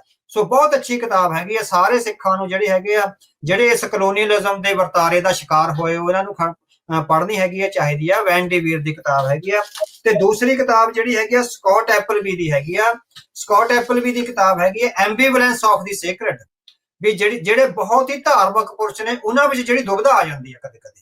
ਠੀਕ ਹੈ, ਉਹ ਇਹ ਦੋਹੇ ਕਿਤਾਬਾਂ ਨੇ ਜਿਹੜੀਆਂ ਆਪਸ ਵਿੱਚ ਬਹੁਤ ਸਾਰੀਆਂ ਮਿਲਦੀਆਂ ਨੇ। ਸੋ ਸਿੱਖਾਂ ਦਾ ਜਿਹੜਾ ਹੈਗਾ ਵੀ ਸਿੱਖ ਜਿਹੜਾ ਸ਼ਿਕਾਰ ਹੋਏ ਨੇ, ਜਿਹੜਾ 1947 ਵਿੱਚ ਆ ਕੇ ਫੈਸਲੇ ਹੋਏ ਨੇ, ਸਿੱਖ ਅੰਗਰੇਜ਼ੀ ਬਸਤੀਵਾਦ ਦਾ ਸ਼ਿਕਾਰ ਨਹੀਂ ਹੋਏ, ਅਸਲ ਵਿੱਚ ਸਿੱਖ ਨਿਓ ਹਿੰਦੂ ਕਲੋਨੀਅਲਿਜ਼ਮ ਦਾ ਸ਼ਿਕਾਰ ਹੋਏ ਹਨਾ। ਵੀ ਬਸਤੀਵਾਦ ਦੇ ਵਿੱਚ ਅੰਗਰੇਜ਼ੀ ਬਸਤੀਵਾਦ ਦੇ ਵਿੱਚ ਹੀ ਹਿੰਦੂ ਵਿਦਵਾਨਾਂ ਔਰ ਹਿੰਦੂ ਰਾਜਨੀਤੀਵਾਨਾਂ ਨੇ ਬਸਤੀਵਾਦ ਨੂੰ ਸਮਝ ਕੇ, ਵੈਸਟਰਨ ਆਸਪੈਕਟਸ ਨੂੰ ਸਮਝ ਕੇ, ਕਰੋੜਾਂ ਹੀ ਦੇਵਤਿਆਂ ਵਿੱਚ ਖਿੰਡੀ ਹੋਈ ਹਿੰਦੂ ਕੌਮ ਨੂੰ ਧਰਮ ਔਰ ਭਾਸ਼ਾ ਦੇ ਆਧਾਰ ਤੇ ਕਲੈਕਟ ਕਰਕੇ ਔਰ ਆਪਣੀ ਧਰਤੀ ਨਾਲ ਜੋੜ ਕੇ ਇੱਕ ਕੌਮ ਵਿੱਚ ਸਿਰਜਿਆ। ਹੁਣ ਅਰਵਿੰਦਪਾਲ ਮੰਡੇਰੂ ਨੇ ਹਿੰਦੂ ਕੌਮ ਨੂੰ ਜਿਹੜਾ ਸਿਰਜਿਆ ਗਿਆ ਕਲੋਨੀਅਲ ਆਸਪੈਕਟ ਦੇ, ਉਹਦਾ ਵਿਰੋਧ ਨਹੀਂ ਕਰਦੇ ਹਨਾ। ਠੀਕ ਹੈ, ਸਿਰਫ ਸਿੱਖਾਂ ਦਾ ਵਿਰੋਧ ਕਰ ਰਹੇ ਹੈਗੇ ਵੀ ਸਿੱਖ ਵੈਸਟਰਨ ਆਸਪੈਕਟਸ ਤੋਂ ਆਪਣੇ ਆਪ ਨੂੰ ਜਥੇਬੰਦ ਨਾ ਕਰਨ। ਹੁਣ ਜਿਹੜੀ ਹਿੰਦੂ ਕੌਮ ਜਥੇਬੰਦ ਹੋਈ ਆ, ਹਿੰਦੂ ਨੈਸ਼ਨਲਿਜ਼ਮ ਤੇ ਨੇਸ਼ਨਹੁੱਡ ਦੀ ਭਾਵਨਾ ਜਥੇਬੰਦ ਹੋਈ ਆ, ਕਿਉਂਕਿ ਬਹੁਤ ਵੱਡੀ ਪੱਧਰ ਤੇ ਆਫੀਸਰ ਹਿੰਦੂ ਸੀਗੇ ਬ੍ਰਿਟਿਸ਼ ਪ੍ਰਸ਼ਾਸਨ ਵਿੱਚ। ਸੋ ਉਹਨਾਂ ਨੇ ਉਹ ਵਿਦਿਆ ਦੇ ਖੇਤਰ ਵਿੱਚ ਵੀ, ਬੈਂਕਾਂ ਦੇ ਵੀ, ਹੋਰ ਵੱਡੇ ਆਫੀਸਰਸ ਵੀ ਸੀਗੇ। ਉਹਨਾਂ ਨੇ ਜਦੋਂ ਸਾਰੇ ਕਾਸੇ ਦੀ ਸਟੱਡੀ ਕਰੀ ਤੇ ਉਹਨਾਂ ਇਸ ਗੱਲ ਤੇ ਪਹੁੰਚੇ ਵੀ ਅਸੀਂ ਵੈਸਟਰਨ ਤਕਨੀਕ ਨੂੰ ਅਪਣਾ ਕੇ ਅਸੀਂ 33 ਕਰੋੜ ਦੇਵਤਿਆਂ ਵਿੱਚ ਖਿੰਡੀ ਹੋਈ ਕੌਮ ਨੂੰ ਸੰਸਕ੍ਰਿਤ ਭਾਸ਼ਾ ਔਰ ਆਪਣੀ ਭਾਰਤ ਦੀ ਮਾਂ ਧਰਤੀ ਨਾਲ ਜੋੜ ਕੇ ਇੱਕ ਕੌਮ ਵਿੱਚ ਸੰਗਠਿਤ ਕਰ ਸਕਦੇ ਹਾਂ, ਜਿਹੜੀ ਕੌਮ ਮੁੜ ਕੇ ਆਪਣਾ ਰਾਜ ਹਾਸਲ ਕਰ ਲਏਗੀ। ਸੋ ਉਹ ਅਰਵਿੰਦਪਾਲ ਮੰਡੇਰ ਤੇ ਜਿਹੜੇ ਨਿਊ ਹਿੰਦੂ ਕਲੋਨੀਅਲਿਸਟ ਜਿਹੜੇ ਵਿਦਵਾਨ ਨੇ, ਉਹ ਹਿੰਦੂਆਂ ਨੂੰ ਤਾਂ ਉਹ ਆਗਿਆ ਦੇ ਰਹੇ ਆ ਵੀ ਉਹ ਵੈਸਟਰਨ ਕਲੋਨੀਅਲਿਜ਼ਮ ਦੇ, ਵੈਸਟਰਨ ਟੈਕਨੀਕ ਦੇ ਆਧਾਰ ਤੇ ਆਪਣੇ ਆਪ ਨੂੰ ਕੌਮ ਤੇ ਸਿਰਜ ਲੈਣ, ਪਰ ਸਿੱਖਾਂ ਨੂੰ ਕਹਿ ਰਹੇ ਆ ਵੀ ਤੁਸੀਂ ਨਾ ਸਿਰਜੋ ਕਿਉਂਕਿ ਤੁਸੀਂ ਬ੍ਰਾਹਮਣਵਾਦ ਲਈ ਚੈਲੰਜ ਬਣੋਗੇ। ਸੋ ਹੁਣ ਉਹਨਾਂ ਦਾ ਏਜੰਡਾ ਸਮਝ ਆਉਂਦਾ, ਜਿਹੜਾ ਕੰਮ ਹਿੰਦੂਆਂ ਨੇ ਇੱਕ ਤਰ੍ਹਾਂ ਨਾਲ ਅਕੈਡਮਿਕਲੀ ਕਰਿਆ ਔਰ ਅਸੀਂ ਦਾਦ ਦਿੰਦੇ ਆ, ਹਿੰਦੂ ਵਿਦਵਾਨਾਂ ਨੇ ਬਹੁਤ ਵਧੀਆ ਕੰਮ ਕਰਿਆ ਕਿਉਂਕਿ ਉਹਨਾਂ ਨੇ ਆਪਣੀ ਕੌਮ, ਹਰੇਕ ਬੰਦਾ ਆਪਣੀ ਕੌਮ ਲਈ ਕੰਮ ਕਰਦਾ, ਉਹਨਾਂ ਨੇ ਵਧੀਆ ਕੰਮ ਕਰਿਆ। ਪਰ ਉਹਨਾਂ ਵਿਦਵਾਨਾਂ ਦੇ ਕੰਮ ਦੀ ਸ਼ਲਾਘਾ ਹੋ ਰਹੀ ਹੈ ਜਦੋਂ ਉਸੇ ਪੈਟਰਨ ਤੇ ਸਿੱਖ ਆਪਣੀ ਕੌਮ ਸਿਰਜਣੀ ਚਾਹੁੰਦੇ ਆ। ਤਾਂ ਅਰਵਿੰਦਪਾਲ ਮੰਡੇਰ ਤੇ ਹੋਰ ਜਿਹੜੇ ਨਿਊ ਕਲੋਨੀਅਲਿਸਟ ਹੈਗੇ ਆ, ਉਹ ਕਹਿੰਦੇ ਵੀ ਸਿੱਖਾਂ ਨੂੰ ਮਾਡਰਨਿਟੀ ਨਾਲ ਨਹੀਂ ਕੌਮ ਸਿਰਜਣੀ ਚਾਹੀਦੀ, ਇਹ ਤਾਂ ਸਿੱਖਾਂ ਲਈ ਬਹੁਤ ਵੱਡਾ ਸ਼ਰਾਪ ਹੈਗਾ, ਸਿੱਖਾਂ ਨੂੰ ਇਹ ਤੋਂ ਪਰੇ ਜਾਣਾ ਚਾਹੀਦਾ, ਸਿੱਖਾਂ ਨੂੰ ਤਾਂ ਵੈਦਿਕ ਤੇ ਸਨਾਤਨੀ ਪਰੰਪਰਾ ਚੋਂ ਹੀ ਆਪਣੀ ਕੌਮ ਆ ਜਿਹੜੀ ਸਿਰਜਣੀ ਚਾਹੀਦੀ। ਕੀ ਇਹੀ ਕਾਰਨ ਆ ਅਵਤਾਰ ਸਿੰਘ ਜੀ ਵੀ ਅੱਜ ਜਦੋਂ ਆਪਾਂ ਵਿਚਰਦੇ ਆ, ਦੇਖਦੇ ਆ ਕਿਤੇ ਵੀ ਇਹ ਜਿਹੜਾ ਸਨਾਤਨੀ ਪੱਖ ਤੋਂ ਸਿੱਖਾਂ ਨੂੰ ਉਸ ਦੇ ਵਿੱਚ ਰਲਗੱਡ ਕਰਨ ਦੀ ਜਿਹੜੀਆਂ ਕੋਸ਼ਿਸ਼ਾਂ, ਜਿੱਦਾਂ ਤੁਸੀਂ ਕਹਿੰਦੇ ਵੀ ਪਹਿਲਾਂ ਸਟਲ ਸੀ, ਹੁਣ ਸ਼ਰੇਆਮ ਵੀ ਸਾਹਮਣੇ ਆ ਰਹੀਆਂ ਆ, ਬਾਰ-ਬਾਰ ਇਦਾਂ ਦੇ ਬਿਆਨ ਜਾਂ ਲੋਕਾਂ ਦੇ ਵਿੱਚ ਇਸ ਚੀਜ਼ ਦਾ ਵੱਧ ਤੋਂ ਵੱਧ ਪ੍ਰਚਾਰ, ਸਿੱਖਾਂ ਦਾ ਹੀ ਸਭ ਪਾਰਟ ਨੇ, ਸਿੱਖ ਵੱਖਰੀ ਕੌਮ ਨਹੀਂ ਆ, ਇਹ ਸਭ ਉੱਥੋਂ ਹੀ ਤੁਰ ਕੇ ਹੁਣ ਆਪਾਂ ਇੱਥੇ ਪਹੁੰਚੇ। ਹਾਂਜੀ ਬਿਲਕੁਲ। ਪਹਿਲਾਂ ਸਟਲ ਸੀਗਾ, ਮਹੀਨ ਢੰਗ ਨਾਲ ਚੱਲਦੇ ਸੀ, ਹੁਣ ਜਿਹੜਾ ਹੈਗਾ ਉਹ ਗੁਰਦੁਆਰਿਆਂ ਤੱਕ ਆ ਜਿਹੜੇ ਆ ਗਏ। ਹੁਣ ਜਿਹੜਾ ਲੰਡਨ ਵਿੱਚ ਉਹਦਾ ਲੈਕਚਰ ਹੋਇਆ ਨਾ, ਤੁਸੀਂ ਦੇਖੋ ਵੀ ਉਹਦੇ ਵਿੱਚ ਉਹ ਕਹਿ ਰਿਹਾ, ਕਹਿੰਦਾ now we are collaborating gurdwaras with universities. It means ਇਹ ਲੋਕ ਜਿਹੜੇ ਸਿੱਖ ਵਿਰੋਧੀ ਵਿਦਵਾਨ ਆ ਯੂਨੀਵਰਸਿਟੀਆਂ ਵਿੱਚ ਬੈਠੇ, ਹੁਣ ਉਹ ਗੁਰਦੁਆਰਿਆਂ ਵਿੱਚ ਜਾਇਆ ਕਰਨਗੇ ਹਨਾ, ਤੇ ਸਿੱਖਾਂ ਨੂੰ ਮੂਰਖ ਬਣਾਇਆ ਕਰਨਗੇ, ਸਿੱਖਾਂ ਨੂੰ ਡੀ ਨੈਸ਼ਨਲਾਈਜ਼ ਕਰਨਗੇ। ਉਸ ਲੈਕਚਰ ਵਿੱਚ ਉਹ ਗੱਲ ਕਰਦਾ, ਕਹਿੰਦਾ what is the home for Sikhs, ਸਿੱਖਾਂ ਦਾ ਹੋਮ ਘਰ ਕਿੱਥੇ ਆ? ਅੱਛਾ, where the sovereignty lies, ਸਿੱਖਾਂ ਦੀ ਪ੍ਰਭੂ ਸੱਤਾ ਕਿੱਥੇ ਕਰਦੀ ਆ? ਕਹਿੰਦਾ ਸਿੱਖ sovereignty does not lie in Punjab, it lies in ਬ੍ਰਹਿਮੰਡ। ਵੀ ਵੀ ਮਾਂ ਧਰਤੀ ਨਾਲ ਤੋੜੋ, ਜਿਹੜੀ ਆਪਾਂ ਪਹਿਲਾਂ ਗੱਲ ਕਰੀ ਹੈਗੀ ਆ ਵੀ ਨੈਸ਼ਨਲ ਆਇਡੈਂਟੀਟੀ, ਨੇਸ਼ਨ ਸਟੇਟ ਤੇ ਪਵਿੱਤਰ ਮਾਂ ਧਰਤੀ ਆ, ਸਾਡੇ ਪਿਤਾ ਪੁਰਖੀ ਧਰਤੀ ਆ, ਉਹਦੇ ਨਾਲ ਤੋੜੋ। ਕਹਿੰਦਾ ਸਿੱਖ ਸੋਵਰੈਨਿਟੀ ਡਜ਼ ਨਾਟ ਲਾਈ ਇਨ ਪੰਜਾਬ, ਇਟ ਲਾਈਜ਼ ਇਨ ਬ੍ਰਹਿਮੰਡ। ਹੁਣ ਤੁਸੀਂ ਦੇਖੋ, ਜਦੋਂ ਆਪਾਂ ਬ੍ਰਹਿਮੰਡ ਦਾ ਕਹਿ ਦਿੰਦੇ ਹੈਗੇ ਨਾ, ਜਿਹੜੇ ਧਾਰਮਿਕ ਸ਼ਰਧਾ ਵਾਲੇ ਸਿੱਖ ਆ ਉਹਨਾਂ ਨੂੰ ਲੱਗਦਾ ਵੀ ਇਹ ਬਹੁਤ ਵੱਡੀ ਗੱਲ ਕਰ ਰਹੇ। ਬਿਲਕੁਲ ਸਹੀ ਗੱਲ, ਵੀ ਅਸੀਂ ਤਾਂ ਬ੍ਰਹਿਮੰਡ ਦੇ ਰਾਜੇ ਆ। ਜੇ ਬ੍ਰਹਿਮੰਡ ਦਾ ਰਾਜ ਲੈਣਾ, ਤੁਹਾਨੂੰ ਇਹ ਕਦੋਂ ਕਿਹਾ ਜਾ ਰਿਹਾ ਵੀ ਪੰਜਾਬ ਦਾ ਰਾਜ ਨਹੀਂ ਲੈਣਾ? ਪੰਜਾਬ ਵੀ ਤਾਂ ਬ੍ਰਹਿਮੰਡ ਵਿੱਚ ਹੀ ਹੈ। ਗੁਰੂ ਸਾਹਿਬ ਨੇ ਕਦੋਂ ਕਿਹਾ ਵੀ ਜੇ ਅਸੀਂ ਬ੍ਰਹਿਮੰਡ ਦੀਆਂ ਸਮੱਸਿਆਵਾਂ ਹੱਲ ਕਰਨੀਆਂ, ਅਸੀਂ ਆਪਣੀ ਆਇਡੈਂਟੀਟੀ ਛੱਡ ਦਈਏ? ਕਿੱਥੇ ਲਿਖਿਆ ਇਹ ਕਿ ਅਸੀਂ ਬ੍ਰਹਿਮੰਡ ਦੀਆਂ ਸਮੱਸਿਆਵਾਂ ਆਪਣੀ ਆਇਡੈਂਟੀਟੀ ਛੱਡ ਕੇ ਹੀ ਹੱਲ ਕਰ ਸਕਦੇ ਹਾਂ, ਜਾਂ ਆਪਣੀ ਆਇਡੈਂਟੀਟੀ ਦੇ ਪਹਿਰਾ ਦਿੰਦਿਆਂ ਵੀ ਕਰ ਸਕਦੇ ਹਾਂ। ਬਿਲਕੁਲ ਠੀਕ ਹੈ ਨਾ। ਹੁਣ ਤੁਹਾਡੇ ਮੈਂ ਤੁਹਾਨੂੰ ਤੁਹਾਡੀ ਉਦਾਹਰਨ ਸਮਝਾਉਂਦਾ ਹੈਗਾ। ਤੇ ਜਿਹੜਾ ਹੈਗਾ ਅਮਰੀਕਾ ਵਿੱਚ 2 ਪਾਰਟੀਆਂ ਨੇ ਜੀ, ਇੱਕ ਡੈਮੋਕ੍ਰੈਟਿਕ ਆ, ਇੱਕ ਲਿਬਰਲ ਹੈਗੀ ਆ। ਜਿਹੜੀ ਹਾਂ ਰਿਪਬਲਿਕਨ ਹੈ ਨਾ, ਜਿਹੜੀ ਡੈਮੋਕ੍ਰੈਟਿਕ ਪਾਰਟੀ ਆ ਉਹਨੂੰ ਸਿਧਾਂਤਕ ਸ਼ਬਦਾਂ ਵਿੱਚ ਕਿਹਾ ਜਾਂਦਾ ਲਿਬਰਲ ਕੋਸਮੋਪੋਲਿਟਨਿਜ਼ਮ ਦੀ ਪਾਰਟੀ ਆ। ਓਕੇ, ਉਹਦੇ ਵਿਚਾਰ ਲਿਬਰਲ ਨੇ। ਜਿਹੜੀ ਰਿਪਬਲਿਕਨ ਆ ਟਰੰਪ ਵਾਲੇ ਆ ਉਹਨੂੰ ਕਿਹਾ ਜਾਂਦਾ ਟ੍ਰੈਡੀਸ਼ਨਲ ਕੰਜ਼ਰਵੇਟਿਜ਼ਮ। ਇਹ ਉਹ ਕੰਜ਼ਰਵੇਟਿਵ ਜ਼ਿਆਦੇ ਆ, ਪੁਰਾਤਨਤਾਵਾਦੀ ਜ਼ਿਆਦੇ ਆ। ਉਹ ਆਪਣੀ ਜਿਹੜੀ ਪਛਾਣ ਆ ਉਹ ਧੱਕੇ ਨਾਲ ਤੇ ਜ਼ੋਰ ਜ਼ਬਰਦਸਤੀ ਥੋਪਦੇ ਹੈਗੇ ਆ, ਹਨਾ। ਦੇਖਿਆ ਨਾ ਤੁਸੀਂ ਵੀ ਜਿਹੜੇ ਰਿਪਬਲਿਕਨਸ ਆ ਉਹ ਆਪਣੀ ਪਛਾਣ ਨੂੰ ਬਹੁਤ ਆਪਾਂ ਕਹਿ ਸਕਦੇ ਵੀ ਜ਼ਬਰਦਸਤੀ ਥੋਪਦੇ, ਜਿੱਦਾਂ ਨਰਿੰਦਰ ਮੋਦੀ ਦਾ ਜਾਂ RSS ਦਾ ਜਾਂ ਸੰਘ ਪਰਿਵਾਰ ਵਾਲੇ ਹਿੰਦੂ ਪਛਾਣ ਨੂੰ ਥੋਪਦੇ ਆ, ਹਨਾ। ਇਹ ਇੱਕ ਐਸਪੈਕਟ ਆ। ਦੂਜਾ ਐਸਪੈਕਟ ਹੈਗਾ ਜਿਹੜੀ ਡੈਮੋਕ੍ਰੈਟਸ ਆ ਉਹ ਹੈਗੇ ਲਿਬਰਲ ਕੋਸਮੋਪੋਲਿਟਨਿਜ਼ਮ, ਹਨਾ। ਕਦੀ ਡੈਮੋਕ੍ਰੇਟਸ ਨੇ ਇਹ ਕਿਹਾ ਹੈਗਾ ਵੀ ਅਸੀਂ ਆਪਣੀ ਵਾਈਟ ਪਛਾਣ ਛੱਡ ਦਈਏ ਤਾਂ ਹੀ ਰਾਜਨੀਤੀ ਕਰ ਸਕਦੇ ਹਾਂ? ਬਿਲਕੁਲ ਵੀ ਨਹੀਂ ਕਹਿੰਦੇ। ਜੇ ਉਹ ਧੱਕੇ ਨਾਲ ਥੋਪਦੇ ਨਹੀਂ ਤਾਂ ਇਹ ਵੀ ਨਹੀਂ ਕਹਿੰਦੇ ਵੀ ਅਸੀਂ ਆਪਣੀ ਵਾਈਟ ਪਛਾਣ ਛੱਡ ਕੇ ਹੀ ਅਮਰੀਕਾ ਦਾ ਭਲਾ ਕਰ ਸਕਦੇ। ਫਿਰ ਸਿੱਖਾਂ ਨੂੰ ਕਿਉਂ ਕਿਹਾ ਜਾ ਰਿਹਾ ਵੀ ਉਹ ਆਪਣੀ ਪਛਾਣ ਛੱਡ ਦੇਣ ਤਾਂ ਹੀ ਬ੍ਰਹਿਮੰਡ ਦਾ ਭਲਾ ਹੋ ਸਕਦਾ? ਠੀਕ ਹੈ ਨਾ। ਜਿਹੜੀਆਂ ਅੱਜ ਬ੍ਰਹਿਮੰਡ ਨੂੰ ਜਿਹੜੇ ਚੈਲੰਜਸ ਸਾਡੇ ਸਾਹਮਣੇ ਆ, ਚਾਹੇ ਗਲੋਬਲ ਵਾਰਮਿੰਗ ਦਾ, ਪਾਪੂਲੇਸ਼ਨ ਦਾ ਜਾਂ ਵਾਰਸ ਦਾ ਹੈਗਾ, ਸਿੱਖ ਇਸ ਵਿੱਚ ਇੰਟਰਫੀਅਰ ਕਰ ਸਕਦੇ ਆ, ਇੰਟਰਵੀਨ ਕਰ ਸਕਦੇ ਆ। ਸਿਧਾਂਤਕ ਤੌਰ ਤੇ ਵੀ ਸ੍ਰੀ ਗੁਰੂ ਗ੍ਰੰਥ ਸਾਹਿਬ ਵਿੱਚ ਇਹਦਾ ਜਿਹੜਾ ਹੈਗਾ ਸੰਭਾਵਨਾਵਾਂ ਦੱਸੀਆਂ ਗਈਆਂ ਨੇ। ਪਰ ਕੀ ਇਹਦੇ ਲਈ ਸਾਨੂੰ ਆਪਣੀ ਆਇਡੈਂਟੀਟੀ ਛੱਡਣੀ ਪਵੇਗੀ? ਇਹ ਗੁਰੂ ਸਾਹਿਬ ਨੇ ਕਿੱਥੇ ਲਿਖਿਆ? ਸੋ ਇਹਨਾਂ ਦਾ ਜ਼ੋਰ ਲੱਗਾ ਵੀ ਆਇਡੈਂਟੀਟੀ ਛੱਡ ਦਿਓ, ਆਪਣੀ ਆਇਡੈਂਟੀਟੀ ਛੱਡ ਦਿਓ। ਉਹ ਕਹਿੰਦਾ ਵੀ ਸੋਵਰੈਨਿਟੀ ਡਜ਼ ਨਾਟ ਲਾਈ ਇਨ ਪੰਜਾਬ, ਸੋਵਰੈਨਿਟੀ ਲਾਈਜ਼ ਇਨ ਬ੍ਰਹਿਮੰਡ। ਸਿੱਧਾ ਹੀ ਪੰਜਾਬ ਤੋਂ ਤੋੜਨ ਦੀ ਗੱਲ ਹੈ ਵੀ ਮਾਂ ਧਰਤੀ ਤੋਂ ਤੋੜ ਦੋ, ਡੀਨੈਸ਼ਨਲਾਈਜ਼ ਕਰਨਾ। ਕਿਉਂਕਿ ਨੇਸ਼ਨ ਸਟੇਟ ਔਰ ਮਾਂ ਧਰਤੀ ਤੇ ਨਾਲ ਧਰਮ, ਇਹ ਚਾਰ ਐਸਪੈਕਟਸ ਨੇ ਕੌਮ ਦੇ। ਸੋ ਸਾਡਾ ਧਰਮ, ਸਾਡਾ ਗੁਰੂ, ਉਹਦੇ ਗੁਰੂ ਦੀ ਜਿਹੜੀ ਸਿੱਖਿਆ ਉਹ ਸਾਡੀ ਮਾਂ ਧਰਤੀ, ਜਿੱਥੇ ਗੁਰੂ ਨੇ ਸ਼ਹਾਦਤਾਂ ਦਿੱਤੀਆਂ ਤੇ ਜਿੱਥੇ ਧਰਮ ਦਾ ਪ੍ਰਚਾਰ ਕਰਿਆ, ਜਿੱਥੇ ਸਾਡੇ ਸੂਰਮਿਆਂ ਨੇ ਤਲਵਾਰਾਂ ਵਾਹੀਆਂ ਤੇ ਰਣ ਤੱਤੇ ਵਿੱਚ ਜਿੱਥੇ ਉਹਨਾਂ ਦੀਆਂ ਲਾਸ਼ਾਂ ਤੇ ਜਿਹੜੇ ਪਵਿੱਤਰ ਸਰੀਰ ਅੱਜ ਵੀ ਡਿੱਗੇ ਪਏ ਹੈਗੇ ਆ, ਤੇ ਉਹ ਮਾਂ ਧਰਤੀ ਜਿੱਥੇ ਸਾਡੇ ਸੂਰਮਿਆਂ ਨੇ ਬੰਦ ਕਟਾਏ, ਉਹ ਸਾਡੀ ਕਰਮ ਭੂਮੀ ਹੈਗੀ ਆ। ਅਸੀਂ ਉਸ ਧਰਤੀ ਨਾਲੋਂ ਆਪਣਾ ਦਾਵਾ ਜਾਂ ਆਪਣਾ ਸਟੇਟਹੁੱਡ ਜਾਂ ਸੋਵਰੈਨਿਟੀ ਕਿੱਥੋਂ ਛੱਡ ਸਕਦੇ? ਸੋ ਇਹ ਡੀਨੈਸ਼ਨਲਾਈਜੇਸ਼ਨ ਦਾ ਪ੍ਰੋਜੈਕਟ ਹੈਗਾ। ਸੋ ਉਹਦੇ ਵਿੱਚੋਂ ਲਗਾਤਾਰ ਉਹ ਇਸ ਤਰ੍ਹਾਂ ਹੀ ਕਹਿ ਰਿਹਾ, ਕਹਿੰਦਾ ਵੀ ਸਿੱਖਾਂ ਨੂੰ ਸੋਵਰੈਨਿਟੀ ਦੀ ਲੋੜ ਨਹੀਂ, ਤੁਹਾਨੂੰ ਤਾਂ ਬ੍ਰਹਮੰਡ ਦਾ ਰਾਜ ਹੈ ਜਿਹੜਾ, ਉਹ ਅਕੈਡਮਿਕ ਗੱਲਾਂ ਨੇ, ਉਹ ਬ੍ਰਾਹਮਣਵਾਦੀ ਗੱਲਾਂ ਨੇ ਵੀ ਬ੍ਰਹਮੰਡ ਦਾ ਰਾਜ ਆ ਜਿਹੜਾ ਤੁਸੀਂ ਕਰਨਾ। ਬ੍ਰਹਮੰਡ ਦਾ ਰਾਜ ਸਿੱਖ ਕਰ ਲੈਣਗੇ, ਪਰ ਕੀ ਉਹਦੇ ਲਈ ਪੰਜਾਬ ਨਾਲੋਂ ਆਪਣਾ ਨਾਤਾ ਤੋੜਨਾ ਜ਼ਰੂਰੀ ਹੈ? ਨਾਲੇ ਉਹ ਕਿਹੜਾ ਛੱਡਦੇ ਨੇ ਆਪਣਾ, ਉਹ ਕਿਹੜਾ ਆਪਣੇ ਮੁਲਕ ਨੂੰ ਛੱਡ ਰਹੇ ਨੇ? ਉਹ ਕਿਹੜਾ ਕਹਿੰਦੇ ਵੀ ਸਾਨੂੰ ਇੰਡੀਆ ਦੀ ਜ਼ਰੂਰਤ ਨਹੀਂ? ਅਗਲੇ ਉਹਦੇ ਦੇ ਦਮ ਦੇ ਉੱਤੇ ਗੱਲ ਕਰਦੇ ਆ। ਕੋਈ ਅਮਰੀਕਾ ਵੀ ਜੇ ਉਹ ਕ੍ਰਿਸਚਨ ਜਾਂ ਕੋਈ ਵੀ ਕ੍ਰਿਸਚਨ ਮੁਲਕ ਆ, ਉਹ ਆਪਣਾ ਮੁਲਕ ਥੋੜੀ ਛੱਡਦਾ ਹੈ। ਨਹੀਂ ਛੱਡ ਰਿਹਾ ਕੋਈ ਨਹੀਂ ਛੱਡ ਰਿਹਾ, ਕੋਈ ਨਹੀਂ ਛੱਡ। ਤੁਸੀਂ ਦੇਖੋ, ਤੁਸੀਂ ਹੋਰ ਵੱਡੀ ਹਿਪੋਕ੍ਰੇਸੀ ਤੇ ਪਖੰਡ ਦੇਖੋ। ਜਿਹੜੇ ਬੰਦੇ ਕਹਿ ਰਹੇ ਆ ਵੀ ਵੈਸਟ ਦੀ ਧਰਮ ਦੀ ਵਿਆਖਿਆ ਬਹੁਤ ਖਤਰਨਾਕ ਆ, ਇਹਨੇ ਆਇਡੈਂਟੀਟੀਜ਼ ਕ੍ਰੀਏਟ ਕਰਤੀਆਂ, ਉਹ ਜੰਮੇ ਵੈਸਟ ਵਿੱਚ ਆ। ਵੈਸਟ ਦੀਆਂ ਸਾਰੀਆਂ ਐਜੂਕੇਸ਼ਨ ਦੀਆਂ, ਹੈਲਥ ਦੀਆਂ ਜਾਂ ਜਿੰਨੀਆਂ ਵੀ ਸਹੂਲਤਾਂ ਉਹਨਾਂ ਨੇ ਮਾਣੀਆਂ, ਅੱਜ ਮਹਿੰਗੇ ਤੋਂ ਮਹਿੰਗੇ ਜਹਾਜ਼ਾਂ ਵਿੱਚੋਂ ਸਫ਼ਰ ਕਰਦੇ ਜਿਹੜੇ ਵੈਸਟ ਦੇ ਬਣਾਏ ਹੋਏ ਆ। ਵੈਸਟ ਦੀਆਂ ਵੱਡੀਆਂ ਯੂਨੀਵਰਸਿਟੀਆਂ ਵਿੱਚ ਬੈਠੇ ਹੈਗੇ ਆ ਨਾ। ਵੈਸਟ ਦੇ ਸਾਰੇ ਜਿਹੜੇ ਹੈਗੇ ਆ ਸੋਸ਼ਲ ਮੀਡੀਆ ਦੇ ਪਲੇਟਫਾਰਮਾਂ ਨੂੰ ਵਰਤ ਰਹੇ ਆ, ਉਹਦੀਆਂ ਲਾਇਬ੍ਰੇਰੀਆਂ ਨੂੰ ਵਰਤ ਰਹੇ ਹੈਗੇ। ਵੈਸਟ ਦਾ ਸਾਰਾ ਕੁਝ ਵਰਤ ਰਿਹਾ, ਕਾਰਾਂ, ਗੱਡੀਆਂ, ਗੈਸ, ਰੋਟੀ ਪਾਣੀ, ਉਹਦੇ ਦੇ ਖਾਣੇ, ਉਹਦੀਆਂ ਸਹੂਲਤਾਂ ਹੈਲਥ ਦੀਆਂ, ਹਨਾ। ਪਰ ਵੈਸਟ ਦਾ ਕਹਿੰਦੇ ਵੀ ਧਰਮ ਦੀ ਵਿਆਖਿਆ ਪ੍ਰਵਾਨ ਨਹੀਂ ਹੈਗੀ।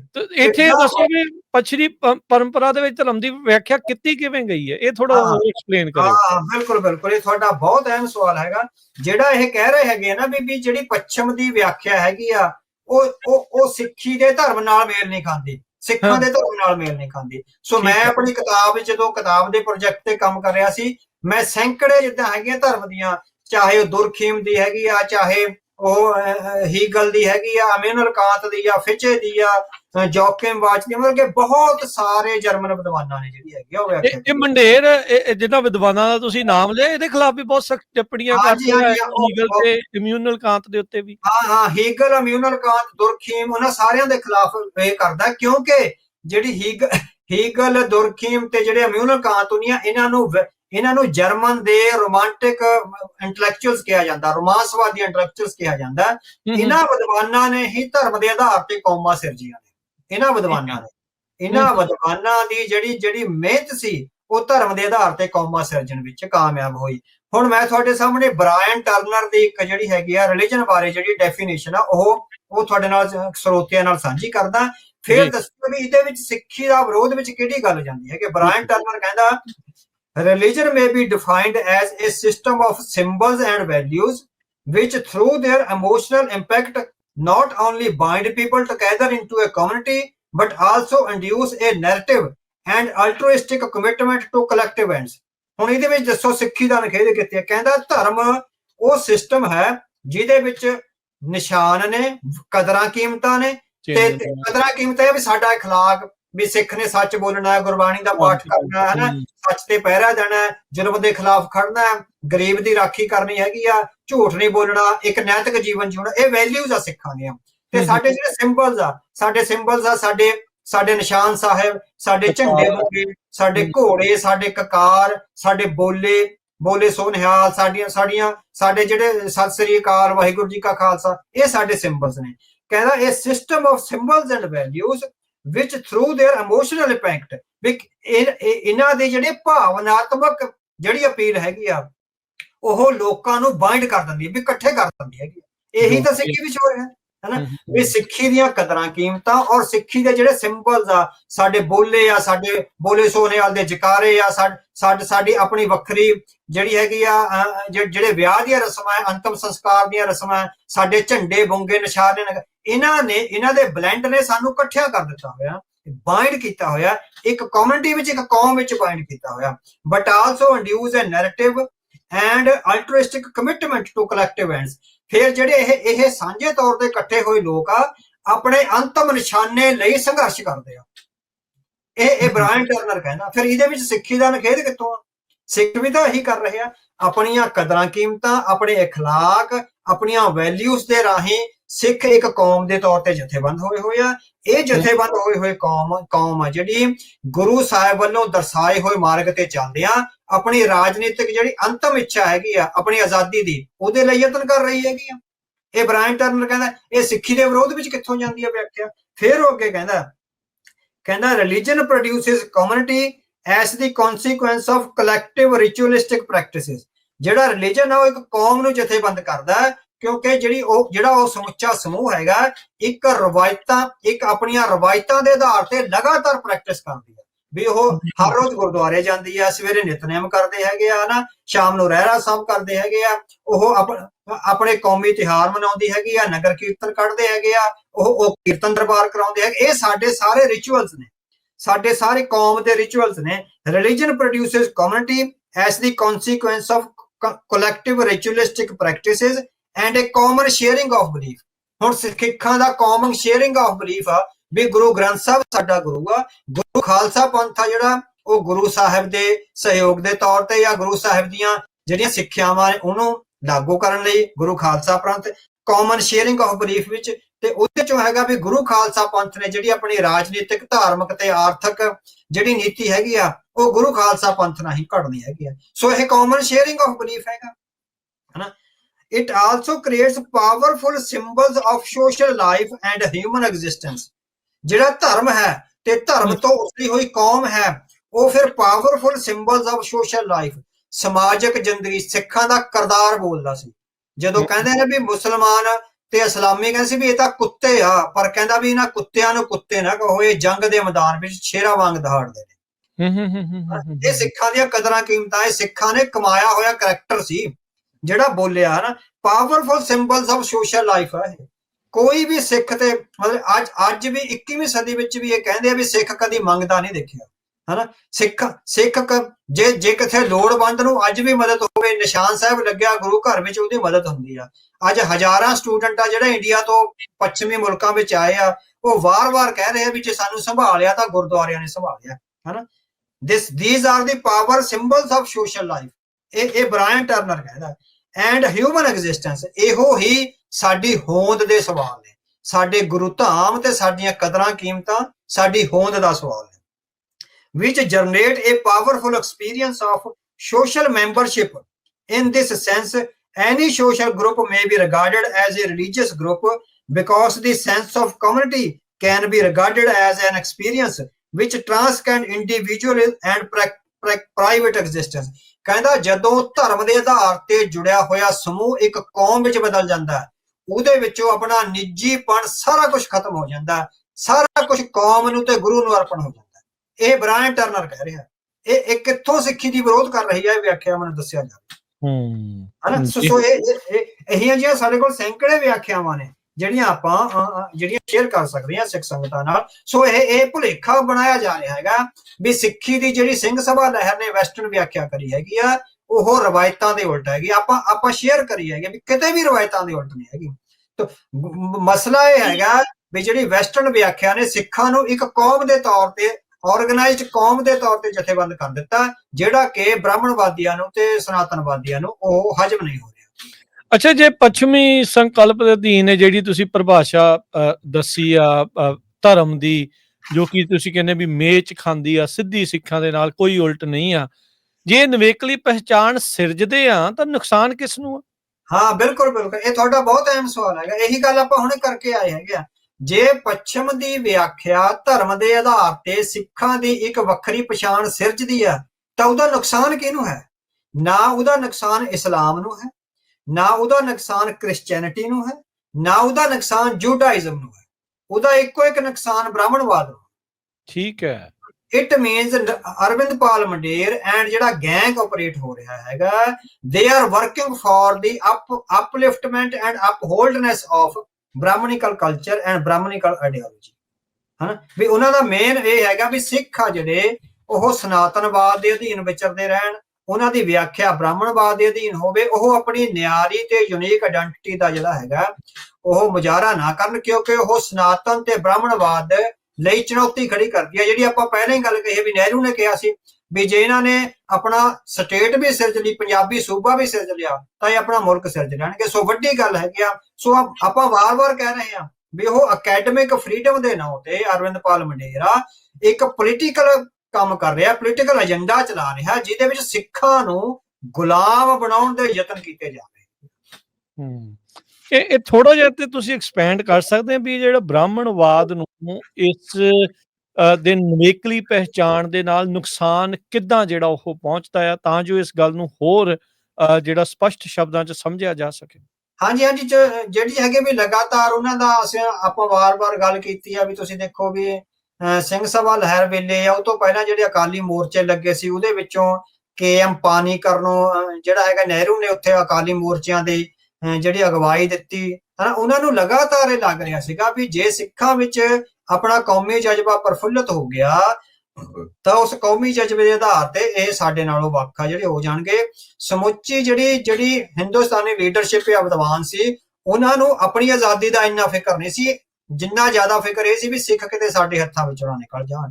ਜੇ ਇਹਦੇ ਬਾਰੇ ਹਿੰਦੂ ਪੋਲੀਟੀਕਲ ਲੀਡਰਸ਼ਿਪ ਦੀ ਜੇ ਤੁਸੀਂ ਅਸਲੀ ਨਬਜ਼ ਦੇਖਣੀ ਆ ਵੀ ਉਹ ਅਸਲੀਅਤ ਵਿੱਚ ਕਿੰਨੇ ਕੁ ਖਤਰਨਾਕ ਸੀ, ਤਾਂ ਡਾਕਟਰ ਸਾਧੂ ਸਿੰਘ ਹਮਦਰਦ ਦੀ ਕਿਤਾਬ ਹੈਗੀ, ਬਹੁਤ ਵੱਡੀ ਕਿਤਾਬ ਆ, 800 ਸਫ਼ਿਆਂ ਦੀ, ਯਾਦ ਬਣੀ ਇਤਿਹਾਸ। ਜਾਣੀ ਉਹ ਬੰਦਾ ਇੱਕ ਜੁਝਾਰੂ ਦੇ ਤੌਰ ਤੇ ਜੂਝਿਆ, ਅੰਤ ਤੱਕ ਉਹ ਸਿੱਖ ਸਟੇਟ ਦੀ ਕਾਇਮੀ ਲਈ ਜੂਝਿਆ। ਹਿੰਦੂ ਲੀਡਰਸ਼ਿਪ ਨੇ ਸਿੱਖਾਂ ਨਾਲ ਜਿੰਨੇ ਧਰੋਹ ਕਰੇ ਉਹ ਸਾਰੇ ਡਾਕਟਰ ਸਾਧੂ ਸਿੰਘ ਹਮਦਰਦ ਨੇ ਆਪਣੀ ਕਿਤਾਬ ਵਿੱਚ ਬਿਆਨ ਕਰੇ ਆ। ਸਿੱਖ ਇਤਿਹਾਸ ਦੇ ਵਿਦਿਆਰਥੀਆਂ ਲਈ, ਸਿੱਖ ਪਰੰਪਰਾ ਦੇ ਵਿਦਿਆਰਥੀਆਂ ਲਈ, ਔਰ ਸਿੱਖ ਕੌਮ ਦੇ ਵਿਦਿਆਰਥੀਆਂ ਲਈ ਉਹ 40 ਸਾਲਾਂ ਦਾ ਸਭ ਤੋਂ ਆਥੈਂਟਿਕ ਇਤਿਹਾਸ ਹੈ ਜਿਹੜਾ ਕਿ ਪੜ੍ਹਨਾ ਚਾਹੀਦਾ। ਫਿਰ ਸਾਨੂੰ ਪਤਾ ਲੱਗੇਗਾ ਵੀ ਅਸਲ 'ਚ ਜਿਹੜੀ ਹਿੰਦੂ ਲੀਡਰਸ਼ਿਪ ਤੇ ਹਿੰਦੂ ਵਿਦਵਾਨ ਸੀ, ਉਹਨਾਂ ਨੂੰ ਸਿੱਖ ਕਿਸ ਤਰ੍ਹਾਂ ਜਿਹੜੇ ਹੈਗੇ ਆ ਉਹ ਖਤਰਨਾਕ ਲੱਗਦੇ ਸੀ। ਇੱਥੇ ਜਿਹੜਾ ਅਵਤਾਰ ਸਿੰਘ ਜੀ, ਜਿੱਦਾਂ ਹੁਣ ਤੁਸੀਂ ਇਹ ਗੱਲ ਕਰ ਰਹੇ ਆ ਵੀ ਸਟੇਟਹੁੱਡ ਦਾ ਦਾਅਵਾ ਡਿਲੂਟ ਕਰਨਾ, ਨੈਸ਼ਨੈਲਿਟੀ ਦਾ ਦਾਅਵਾ ਦੂਰ ਕਰਨਾ, ਸਿੱਖ ਦੀ ਸੋਵਰਨਿਟੀ ਪੰਜਾਬ 'ਚ ਨਹੀਂ ਉਹ ਕਿਤੇ ਬਾਹਰ ਆ, ਕੀ ਇਦਾਂ ਦੇ ਸੋ ਕਾਲਡ ਵਿਦਵਾਨ ਭਾਰਤ ਨੂੰ ਵੀ ਇਹ ਲੈਕਚਰ ਦਿੰਦੇ ਆ ਵੀ ਤੁਹਾਡੀ ਸੋਵਰਨਿਟੀ ਇੰਡੀਆ ਦੇ ਨਾਲ ਨਹੀਂ ਆ, ਇਹ ਵੀ ਬ੍ਰਹਿਮੰਡ ਦੇ ਵਿੱਚ ਆ? ਨਹੀਂ, ਉਹ ਸਿਰਫ ਸਿੱਖਾਂ ਨੂੰ ਹੀ ਦੱਸ ਰਹੇ ਆ। ਇਹੀ ਤਾਂ ਗੱਲ ਹੈ ਨਾ ਵੀ ਤੁਸੀਂ ਦੇਖੋ ਵੀ ਹਿੰਦੂ ਨੇਸ਼ਨ ਸਿਰਜਿਆ। ਹਿੰਦੂ ਵਿਦਵਾਨਾਂ ਨੇ ਬਹੁਤ ਮਿਹਨਤ ਕਰੀ, ਲਗਭਗ 100 ਸਾਲ ਮਿਹਨਤ ਕਰੀ ਹੈ ਨਾ। ਉਹਨਾਂ ਦੀ ਮਿਹਨਤ ਨੂੰ ਸਲੂਟ ਆ, ਟੂ ਬੀ ਓਨੈਸਟ ਨਾ, ਇਮਾਨਦਾਰੀ ਨਾਲ। ਜੇ ਆਪਾਂ ਇਮਾਨਦਾਰ ਅਕੈਡਮੀਸ਼ੀਅਨ ਆ ਤਾਂ ਉਹਨਾਂ ਦੀ ਮਿਹਨਤ ਨੂੰ ਉਹ ਲਾਈਏ ਵੀ ਉਹਨਾਂ ਨੇ ਬ੍ਰਿਟਿਸ਼ ਕਲੋਨੀਅਲਿਜ਼ਮ ਦੇ ਅੰਦਰ ਇੱਕ ਇੰਡੀਅਨ ਕਲੋਨੀਅਲਿਜ਼ਮ ਜਾਂ ਹਿੰਦੂ ਕਲੋਨੀਅਲਿਜ਼ਮ ਜਿਹੜਾ ਹੈਗਾ ਉਹ ਸਥਾਪਿਤ ਕਰ ਲਿਆ ਤੇ ਸਿਧਾਂਤਕ ਤੌਰ ਤੇ ਅੰਗਰੇਜ਼ਾਂ ਨੂੰ ਹਰਾਇਆ। ਪਰ ਉਹਨਾਂ ਨੇ ਜਿਹੜੀ ਕੌਮ ਸਿਰਜੀ ਆ ਉਹ ਵੈਸਟਰਨ ਪੈਟਰਨਸ ਤੇ ਸਿਰਜੀ ਆ, ਹਨਾ। ਸੋ ਵੈਸਟਰਨ ਪੈਟਰਨ ਤੇ ਕੌਮ ਸਿਰਜੀ ਆ ਜਿਹੜੀ ਕਿ ਸਕਸੈਸਫੁਲ ਰਹੀ ਆ, ਔਰ ਉਹਨਾਂ ਨੇ ਆਪਣਾ ਮੁਲਕ ਸਿਰਜ ਲਿਆ, ਸਕਸੈਸਫੁਲੀ ਚਲਾ ਰਹੇ ਹੈਗੇ ਆ। ਪਰ ਹੁਣ ਜਿਹੜੇ ਹੈਗੇ ਇਹ ਵਿਦਵਾਨ ਹਿੰਦੂਆਂ ਨੂੰ ਇਸ ਤਰ੍ਹਾਂ ਨਹੀਂ ਕਹਿ ਰਹੇ। ਹੁਣ ਤੁਸੀਂ ਦੇਖੋ ਵੀ ਹਿੰਦੂ ਦਾ ਜਿਹੜਾ, ਜੇ ਤੁਸੀਂ ਨਾ ਵੀ ਹਿੰਦੂ ਦਾ ਜਿਹੜਾ ਰਾਜ ਕਰਨ ਦਾ ਕਨਸੈਪਟ ਹੈਗਾ, ਉਹਦੇ ਰਾਜੇ ਦਾ ਸੰਕਲਪ, ਉਹਦਾ ਰਾਜ ਦਾ ਸੰਕਲਪ, ਹੁਣ ਉਹਦੇ ਖਿਲਾਫ ਨਹੀਂ ਬੋਲਣਗੇ। ਮੈਂ ਤੁਹਾਨੂੰ ਹਿੰਦੂ ਰਾਜੇ ਦਾ ਸੰਕਲਪ ਜਿਹੜਾ ਦੱਸਦਾ। ਅਮਰੀਕਾ ਦੇ ਉਹ ਰਹੇ ਸੈਕਟਰੀ ਆਫ ਸਟੇਟ ਰਹੇ ਹੈਨਰੀ ਕਿਸਿੰਗਰ। ਹੁਣੇ ਉਹਨਾਂ ਦੀ ਮੌਤ ਹੋਈ। ਉਹਨਾਂ ਦੀ ਮੌਤ ਤੋਂ ਪਹਿਲਾਂ ਉਹਨਾਂ ਦੀ ਕਿਤਾਬ ਆਈ ਸੀ ਵਰਲਡ ਆਰਡਰ ਵਿੱਚ ਉਹਨਾਂ ਨੇ 4 ਸਿਵਲਾਈਜੇਸ਼ਨ ਦਾ ਜ਼ਿਕਰ ਕਰਿਆ। ਉਹਦੇ ਵਿੱਚ ਵੈਸਟਰਨ ਸਿਵਲਾਈਜੇਸ਼ਨ ਆ, ਇਸਲਾਮਿਕ ਆ, ਹਿੰਦੂ ਆ ਤੇ ਚਾਈਨੀਜ਼ ਸਿਵਲਾਈਜੇਸ਼ਨ ਹੈਗੀ, ਹਨਾ। ਸੋ ਹਿੰਦੂ ਸਿਵਲਾਈਜੇਸ਼ਨ ਵਿੱਚ ਲਗਭਗ ਉਹਨਾਂ ਨੇ 100-125 ਸਫਾ ਹਿੰਦੂ ਸਿਵਲਾਈਜੇਸ਼ਨ ਤੇ ਲਿਖਿਆ। ਉਹਨਾਂ ਨੇ ਅਰਥ ਸ਼ਾਸਤਰ ਦਾ ਜਿਹੜਾ ਹੈਗਾ ਹਵਾਲਾ ਦੇ ਕੇ ਲਿਖਿਆ ਹੈਗਾ ਵੀ ਜਿਹੜੀ ਹਿੰਦੂ ਪੋਲੀਟੀਕਲ ਡਿਪਲੋਮੇਸੀ ਆ ਉਹਦੇ ਵਿੱਚ ਰਾਜੇ ਨੂੰ ਸਭ ਤੋਂ ਉੱਪਰ ਰੱਖਿਆ ਗਿਆ ਹੈਗਾ। ਉਹ ਕਹਿੰਦਾ ਵੀ ਜਦੋਂ ਰਾਜਾ ਕਿਸੇ ਹੋਰ ਰਾਜਿਆਂ ਨਾਲ ਜਿਹੜੇ ਡੈਮੋਕ੍ਰੈਟਿਕ ਰਿਲੇਸ਼ਨ ਵਿੱਚ ਵੀ ਆਉਂਦਾ ਤਾਂ ਉਹਨਾਂ ਨੂੰ ਬਰਾਬਰ ਦੀ ਧਿਰ ਨਹੀਂ ਮੰਨਦਾ, ਉਹਨਾਂ ਨੂੰ ਆਪਣੇ ਅਧੀਨ, ਆਪਣੇ ਸਰਵੈਂਟ ਮੰਨ ਕੇ ਚੱਲਦਾ। ਜਦੋਂ ਕਿ ਲਿਬਰਲ ਡੈਮੋਕ੍ਰੇਸੀ ਵਿੱਚ ਜਦੋਂ ਅਸੀਂ ਆਪਣੇ ਦੋਸਤਾਂ ਮਿੱਤਰਾਂ ਨਾਲ ਵਿਚਰਦੇ ਹਾਂ, ਲਿਬਰਲ ਡੈਮੋਕ੍ਰੇਸੀ ਆ ਜਿਹੜੀ ਉਹ ਸਾਰਿਆਂ ਨੂੰ ਇੱਕ ਬਰਾਬਰ ਦੀ ਧਿਰ ਮੰਨ ਕੇ ਚੱਲਦੀ ਹੈ। ਸੋ ਲਿਬਰਲ, ਪਰ ਕਹਿੰਦਾ ਹਿੰਦੂ ਰਾਜੇ ਦਾ ਜਿਹੜਾ ਅਰਥ ਸ਼ਾਸਤਰ ਵਿੱਚ ਕਨਸੈਪਟ ਹੈਗਾ ਇਹ ਡਿਕਟੇਟਰ ਦਾ ਸੰਕਲਪ ਹੈਗਾ। ਹੁਣ ਤੁਸੀਂ ਹਿੰਦੂਆਂ ਦੇ ਨਾ ਬਹੁਤ ਸਾਰੇ ਉਪਨਿਸ਼ਦ, 7 ਜਾਂ 8 ਉਪਨਿਸ਼ਦ ਹੈਗੀ ਆ। ਜਿਹੜੇ ਕੁਛ ਉਪਨਿਸ਼ਦ ਜਿਹੜੇ ਉਹ ਸਿਰਫ ਧਰਮ ਦੀਆਂ ਪਰੰਪਰਾਵਾਂ ਤੇ ਧਰਮ ਦੀਆਂ ਵਿਆਖਿਆਵਾਂ ਕਰਦੇ ਹੈਗੇ ਆ। ਕੁਛ ਹੈਗੇ ਆ ਰਾਜਨੀਤੀ ਦਾ ਵੀ ਬਲੈਂਡ ਹੈਗੇ ਆ। ਉਹਦੇ ਵਿੱਚ ਜਿਹੜਾ ਭੱਦਰ ਨਾਇਕ ਉਪਨਿਸ਼ਦ ਆ ਨਾ, ਭੱਦਰ ਨਾਇਕ ਉਪਨਿਸ਼ਦ ਧਰਮ ਤੇ ਰਾਜਨੀਤੀ ਦਾ ਜਿਹੜਾ ਹੈਗਾ ਉਹ ਬਲੈਂਡ ਹੈਗਾ। ਭੱਦਰ ਨਾਇਕ ਉਪਨਿਸ਼ਦ ਵਿੱਚ ਰਾਜੇ ਦਾ ਕਨਸੈਪਟ ਆ ਜਿਹੜਾ ਉਹ ਦੱਸਿਆ ਗਿਆ ਹੈਗਾ। ਭੱਦਰ ਨਾਇਕ ਉਪਨਿਸ਼ਦ ਕਹਿੰਦਾ ਵੀ ਰਾਜਾ ਇੱਕ ਟੈਂਪੋਰਲ ਕਨਸੈਪਟ ਹੈਗਾ, ਵੀ ਬਹੁਤ ਉੱਚੀ ਹਸਤੀ ਆ, ਉਹਨੂੰ ਟੈਂਪੋਰਲ ਕਨਸੈਪਟ ਆ ਜਿਹੜਾ ਕਿਹਾ ਹੈਗਾ ਨਾ। ਭੱਦਰ ਨਾਇਕ ਉਪਨਿਸ਼ਦ ਕਹਿੰਦਾ ਵੀ ਉਹ ਦਇਆਵਾਨ ਰਾਜਾ ਹੋਏਗਾ। ਸੋ ਹੋਏਗਾ ਕਿ ਨਹੀਂ, ਚਲੋ ਉਹਦਾ ਵੱਖਰੀ ਗੱਲ ਹੈਗੀ ਆ, ਹਨਾ। ਉਹਦਾ ਇੱਕ ਅਟੋਪੀਆ ਸੁਰਜਿਆ, ਕਹਿੰਦਾ ਵੀ ਜਿਹੜਾ ਹਿੰਦੂ ਰਾਜਾ ਹੋਏਗਾ ਉਹ ਮੇਰੂ ਪਰਬਤ ਤੇ ਸਥਿਤ ਹੋਏਗਾ। ਬਹੁਤ ਉੱਚਾ ਇੱਕ ਮੇਰੂ ਪਰਬਤ ਉਹਨਾਂ ਨੇ ਜਿਹੜਾ ਹੈਗਾ ਹੋਇਆ। ਮੇਰੇ ਖਿਆਲ ਗੁਰਬਾਣੀ ਵਿੱਚ ਵੀ ਮੇਰ ਪਰਬਤ ਦਾ ਜਿਹੜਾ ਜ਼ਿਕਰ ਆਉਂਦਾ ਹੈ। ਕਹਿੰਦਾ ਉਹ ਮੇਰੂ ਪਰਬਤ ਤੇ ਉਹਦਾ ਸਥਾਨ ਹੋਵੇਗਾ। ਕਹਿੰਦਾ ਉਸ ਦੇ ਆਲੇ ਦੁਆਲੇ ਜਿੰਨਾ ਵੀ ਜਿਓਗ੍ਰਾਫਿਕਲ ਸਰਕਲ ਹੈਗਾ, ਹਨਾ, ਉਹ ਸਾਰਾ ਉਹਦੇ ਅੰਡਰ ਹੋਵੇਗਾ। ਕਹਿੰਦਾ ਰਾਜੇ ਦੇ ਮਹਿਲ ਵਿੱਚੋਂ ਉੱਪਰੀ ਹੋਈ ਪਾਵਰ ਧਰਤੀ ਦੇ ਸਾਰੇ ਹਿੱਸਿਆਂ ਤੱਕ ਫੈਲ ਜਾਵੇਗੀ। ਉਹ ਬਾਉਂਡਰੀਲੈਸ ਸਟੇਟ ਹੋਊਗੀ। ਜਿੱਥੋਂ ਤੱਕ ਵੀ ਰਾਜਾ ਸੋਚ ਸਕਦਾ, ਰਾਜੇ ਦੀ ਜਿਹੜੀ ਸਟੇਟ ਆ ਇੰਨੀ ਵੱਡੀ ਹੋਊਗੀ ਮੇਰੂ ਪਰਬਤ ਤੋਂ। ਵੀ ਇਹ ਇੱਕ ਤਰ੍ਹਾਂ ਨਾਲ ਤਾਨਾਸ਼ਾਹ ਕਨਸੈਪਟ ਹੈਗਾ ਵੀ ਬਾਉਂਡਰੀਲੈਸ ਸਟੇਟ ਹੈ ਜਿਹੜੀ, ਹਨਾ। ਸੋ ਕਹਿੰਦਾ ਵੀ ਇਸ ਬਾਉਂਡਰੀਲੈਸ ਸਟੇਟ ਦੀ ਜਿਹੜੀ ਇੰਟਰਪ੍ਰੀਟੇਸ਼ਨ ਹੈਗੀ ਉਹ ਬਾਹਮਣ ਕਰੇਗਾ। ਅੱਛਾ, ਬਾਹਮਣ ਹੈ ਜਿਹੜਾ ਰਾਜਾ ਨਾ ਹੁੰਦਾ ਹੋਇਆ ਵੀ ਰਾਜੇ ਤੋਂ ਉੱਪਰ ਮੰਨਿਆ ਜਾਂਦਾ, ਠੀਕ ਹੈ ਨਾ। ਵੀ ਉਸ ਇੱਕ ਤਾਂ ਵੀ ਹਿੰਦੂ ਰਾਜੇ ਦੀ ਬਾਉਂਡਰੀਲੈਸ ਸਟੇਟ ਆ, ਵੀ ਮੇਰੂ ਪਰਬਤ ਤੋਂ ਜਿੰਨਾ ਵੀ ਜਿਓਗ੍ਰਾਫੀਕਲ ਏਰੀਆ ਉਹ ਸੋਚ ਸਕਦਾ ਉਹ ਸਾਰਾ ਰਾਜੇ ਦੇ ਅੰਡਰ। ਉਹਦੇ ਵਿੱਚ ਕੋਈ ਕਿਸੇ ਦੇ ਕੋਈ ਰਾਈਟਸ ਨਹੀਂ, ਕੋਈ ਹੱਕ ਨਹੀਂ, ਸਿਰਫ ਰਾਜਾ ਉਹਦਾ ਹੋਵੇਗਾ। ਪਰ ਰਾਜੇ ਤੋਂ ਵੀ ਉੱਪਰ ਉਹਦੀ ਇੰਟਰਪ੍ਰੀਟੇਸ਼ਨ ਕਰਨ ਲਈ ਬ੍ਰਾਹਮਣ ਮੌਜੂਦ ਹੈ। ਕਹਿੰਦਾ ਜੇ ਰਾਜਾ ਬ੍ਰਾਹਮਣ ਦੇ ਹੁਕਮਾਂ ਦੀ ਅਦੂਲੀ ਕਰਦਾ ਹੈ ਤਾਂ ਉਹ ਆਪਣੇ ਕ੍ਰੀਏਟਰ ਦੀ ਅਦੂਲੀ ਕਰ ਰਿਹਾ, ਕਿਉਂਕਿ ਰਾਜਾ ਇਜ਼ ਕ੍ਰੀਏਟਡ ਬਾਈ ਬ੍ਰਾਹਮਣ। ਠੀਕ ਹੈ, ਇਟ ਮੀਨਸ ਬ੍ਰਾਹਮਣ ਆ ਜਿਹੜਾ ਕ੍ਰੀਏਟਰ ਹੈਗਾ। ਸੋ ਬ੍ਰਾਹਮਣ ਕੋਲ ਐਬਸੋਲੂਟ ਪਾਵਰ ਆ, ਉਹ ਕੀ ਕਰਦਾ ਕੀ ਨਹੀਂ ਕਰਦਾ, ਹਨਾ, ਉਹਦੇ ਤੇ ਕੋਈ ਪਾਬੰਦੀਆਂ ਨਹੀਂ ਹੈਗੀਆਂ। ਇਹ ਇੱਕ ਤਾਨਾਸ਼ਾਹੀ ਦਾ ਕਨਸੈਪਟ ਹੈਗਾ, ਹਨਾ। ਸੋ ਜਿਹੜੇ ਸੋ ਕਾਲਡ ਸਿੱਖ ਵਿਦਵਾਨ ਹੈਗੇ ਆ, ਜਿਹੜੇ ਸਿੱਖਾਂ ਨੂੰ ਸਿੱਖਿਆ ਦੇ ਰਹੇ ਹੈਗੇ ਆ, ਉਹ ਇਸ ਕਨਸੈਪਟ ਦੇ ਖਿਲਾਫ ਕਦੀ ਨਹੀਂ ਬੋਲਦੇ ਵੀ ਕੋਈ ਲਿਬਰਲ ਡੈਮੋਕ੍ਰੇਸੀ ਨਹੀਂ। ਆਪ ਲਿਬਰਲ ਡੈਮੋਕ੍ਰੇਸੀ ਵਿੱਚ ਰਹਿ ਰਹੇ ਆ, ਯੂਕੇ ਵਿੱਚ ਜੰਮੇ ਆ ਤੇ ਅਮਰੀਕਾ ਵਿੱਚ ਜੌਬ ਕਰਦੇ ਆ। ਸਾਰੀਆਂ ਲਿਬਰਲ ਡੈਮੋਕ੍ਰੇਸੀ ਦੀਆਂ ਸਾਰੀਆਂ ਸਹੂਲਤਾਂ ਮਾਣ ਰਹੇ ਆ। ਸਾਰੇ social media platform top West ਦੀਆਂ ਜਿਹੜੇ ਟੌਪ ਸਹੂਲਤਾਂ ਉਹ ਮਾਣ ਰਹੇ ਆ। ਐਸ ਐਬਸੋਲੂਟ ਪਾਵਰ ਦੀ ਵਿਰੋਧਤਾ ਨਹੀਂ ਕਰ ਰਹੇ। ਜੇ ਦੂਜੇ ਪਾਸੇ ਸ਼੍ਰੀ ਗੁਰੂ ਗ੍ਰੰਥ ਸਾਹਿਬ ਆ ਸਾਰਿਆਂ ਨੂੰ ਇਨਕਲੂਸਿਵ ਪਾਵਰ ਦੀ ਗੱਲ ਕਰਦਾ। ਸ਼੍ਰੀ ਗੁਰੂ ਗ੍ਰੰਥ ਸਾਹਿਬ ਦੀ ਸਮੁੱਚੀ ਪਾਵਰ ਆ ਜਿਹੜੀ ਇਨਕਲੂਸਿਵ ਹੈਗੀ ਆ।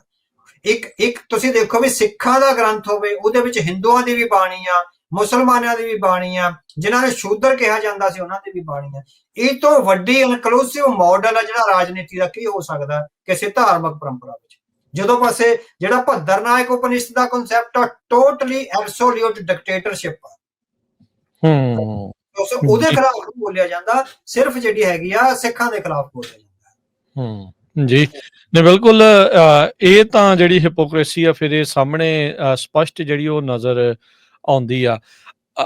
ਇਹ ਇਸੇ ਦਰਮਿਆਨ ਹੁਣ ਜਦੋਂ ਆਪਾਂ ਇਹ ਗੱਲ ਕਰ ਰਹੇ ਅਵਤਾਰ ਸਿੰਘ ਜੀ, ਸਿੱਖ ਸੰਘਰਸ਼ ਆਪਾਂ ਜਿਹੜਾ ਉਹ ਦੇਖਿਆ ਆਪਣੇ ਸਾਹਮਣੇ, ਜਿਹੜਾ ਉਹ ਲੰਘ ਕੇ ਗਿਆ, ਇੱਕ ਉਹ ਵਕਤ ਜਿਹੜਾ ਇੱਕ ਥੋੜਾ ਉਸ ਦੇ ਵਿੱਚ ਲੰਘ ਕੇ ਗਿਆ ਜੋ ਆਪਾਂ ਪੰਜਾਬ 'ਚ ਦੇਖਿਆ। ਸਿੱਖ ਸੰਘਰਸ਼ ਅਜੇ ਵੀ ਜਿਹੜਾ ਉਹ ਜਾਰੀ ਆ। ਇਸ ਮਾਮਲੇ ਦੇ ਵਿੱਚ ਇਹ ਜਿਹੜੇ ਸੰਕਲਪ ਨੇ, ਖਾਸ ਕਰਕੇ ਮਾਤਾ ਧਰਤ ਮਹੱਤ ਵਰਗੇ ਜਿਹੜੇ ਸੰਕਲਪ ਨੇ, ਇਹਨਾਂ ਸਾਹਮਣੇ ਚੁਣੌਤੀਆਂ ਕੀ ਆ ਤੇ ਤੁਸੀਂ ਇਸ ਨੂੰ ਕਿੱਦਾਂ ਪਰਿਭਾਸ਼ਿਤ ਕਰਦੇ ਹੋ? ਹਾਂਜੀ, ਸੋ ਜਿਹੜਾ ਮਾਤਾ ਧਰਤ ਮਹੱਤ ਦਾ ਜਿਹੜਾ ਸੰਕਲਪ ਹੈਗਾ ਆ, ਬ੍ਰਹਮੰਡੀਕਰਨ ਦਾ ਸੰਕਲਪ ਹੈਗਾ, ਸਿੱਖਾਂ ਨੇ ਇਹਨੂੰ ਗੁਰੂ ਸਾਹਿਬ ਦੀਆਂ ਤੇ ਗੁਰਮਤਿ ਦੀਆਂ ਵੈਲਿਊਜ਼ ਰਾਹੀਂ ਪਰਿਭਾਸ਼ਿਤ ਕਰਨਾ, ਨਾ ਕਿ ਸਨਾਤਨੀ ਤੇ ਬ੍ਰਾਹਮਣਵਾਦੀ ਵਿਆਖਿਆ। ਸੋ ਗੁਰੂ ਸਾਹਿਬ ਦਾ ਬ੍ਰਹਮੰਡੀਕਰਨ ਦਾ ਜਿਹੜਾ ਸੰਕਲਪ ਹੈਗਾ ਉਹ ਸਿੱਖ ਵੈਲਿਊਜ਼ ਰਾਹੀਂ, ਸਿੱਖ ਕਦਰਾਂ ਕੀਮਤਾਂ ਰਾਹੀਂ, ਜਿੱਦਾਂ ਬ੍ਰਾਇਨ ਟਰਨਰ ਨੇ ਕਿਹਾ ਵੀ ਉਹ ਇੱਕ ਵੈਲਿਊ ਸਿਸਟਮ ਕ੍ਰੀਏਟ ਕਰਦਾ, ਇੱਕ ਸਿੰਬੋਲਿਜ਼ਮ ਕ੍ਰੀਏਟ ਕਰਦਾ, ਜਿਹੜੀ ਧਰਮ ਦੇ ਆਧਾਰ ਤੇ ਕੌਮ ਸੋਚਦੀ ਆ। ਉਹ ਟ੍ਰੈਡੀਸ਼ਨਲ ਵੈਲਿਊਜ਼, ਉਹ ਵੈਲਿਊ ਬੇਸਡ ਜਿਹੜਾ ਹੈਗਾ ਤੁਹਾਡਾ ਇੱਕ ਆਰਡਰ ਹੈਗਾ ਜਿਹੜਾ ਸ਼੍ਰੀ ਗੁਰੂ ਗ੍ਰੰਥ ਸਾਹਿਬ ਦੇ ਆਧਾਰਿਤ ਹੈਗਾ, ਤੇ ਉਸ ਵੈਲਿਊ ਬੇਸਡ ਆਰਡਰ ਨੇ ਜਿਹੜਾ ਗੁਰੂ ਖਾਲਸਾ ਪੰਥ ਸਿਰਜਿਆ, ਉਸ ਗੁਰੂ ਖਾਲਸਾ ਪੰਥ ਨੇ ਸਮੇਂ ਦੀਆਂ ਸਥਿਤੀਆਂ ਔਰ ਚੁਣੌਤੀਆਂ ਦੇ ਸੁਧਾਰ ਵਿੱਚ ਫੈਸਲਾ ਕਰਨਾ ਹੈ ਗੁਰਮਤਿ ਦੀ ਰੌਸ਼ਨੀ ਵਿੱਚ, ਵੀ ਬ੍ਰਹਮੰਡੀਕਰਨ ਦੇ ਪ੍ਰੋਜੈਕਟ ਨੂੰ ਸਿੱਖਾਂ ਨੇ ਕਿਸ ਤਰ੍ਹਾਂ ਜਿਹੜਾ ਹੈਗਾ ਡੀਲ ਕਰਨਾ ਔਰ ਉਹਦੇ ਤੇ ਸਿੱਖਾਂ ਦੀ ਪੋਜੀਸ਼ਨ ਕੀ ਹੋਊਗੀ। ਸੋ ਇਹ ਸਿੱਖ ਵੈਲਿਊਜ਼ ਰਾਹੀਂ ਡਿਫਾਈਨ ਹੋਣਾ, ਨਾ ਕਿ ਸਨਾਤਨੀ ਜਾਂ ਬ੍ਰਾਹਮਣਵਾਦੀ ਵੈਲਿਊਜ਼ ਰਾਹੀਂ। ਠੀਕ ਹੈ।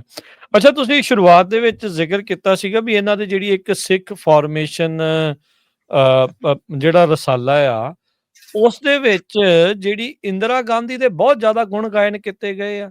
ਇਹ ਗੁਣ ਗਾਇਨ ਕਿੱਦਾਂ ਕੀਤੇ ਆ ਤੇ ਕੀ ਇਹ ਸਹੀ ਹਨ? ਹਾਂਜੀ। ਸੋ ਇਹ ਹੁਣ ਅਰਵਿੰਦਪਾਲ ਮੰਡੇਰ ਜਸਟ ਉੱਥੇ ਅਕੈਡਮਿਕ ਸਰਗਰਮੀ ਨਹੀਂ ਕਰਦਾ, ਇੱਕ ਸਿੱਖ ਫਾਰਮੇਸ਼ਨ ਨਾਂ ਦਾ ਇੰਟਰਨੈਟ ਮੈਗਜ਼ੀਨ ਵੀ ਚਲਾਉਂਦਾ, ਜਿਹਦੇ ਵਿੱਚ ਬਹੁਤ ਸਾਰੀਆਂ ਯੂਨੀਵਰਸਿਟੀਆਂ ਦੇ ਇਹਨੇ ਬੰਦੇ ਆਪਣੇ ਨਾਲ ਜੁੜੇ ਆ। ਉਹ ਕਿੱਦਾਂ ਜੁੜੇ ਆ ਸਾਨੂੰ ਨਹੀਂ ਪਤਾ ਉਹਦੇ ਬਾਰੇ ਨਾ। ਉਹਦੇ ਵਿੱਚ ਰਾਧਿਕਾ ਚੋਪੜਾ ਦਾ ਪਿਛਲੇ ਦਿਨੀ ਨਾ ਉਹ ਇੱਕ ਆਰਟੀਕਲ ਛਪਿਆ ਹੈਗਾ, ਜਿਹਦੇ ਵਿੱਚ ਉਹ ਸੰਤ ਜਰਨੈਲ ਸਿੰਘ ਭਿੰਡਰਾਂ ਦਾ ਨਿਰਾਦਰ ਕਰਦੀ ਆ ਔਰ ਇੰਦਰਾ ਗਾਂਧੀ ਨੂੰ ਮਹਾਨ ਸ਼ਹੀਦ ਦੇ ਤੌਰ ਤੇ ਲੈ ਕੇ ਆਉਂਦੀ ਹੈਗੀ ਆ। ਸੋ ਰਾਧਿਕਾ ਚੋਪੜਾ ਨੇ ਲਿਖਿਆ ਉਸ ਵਿੱਚ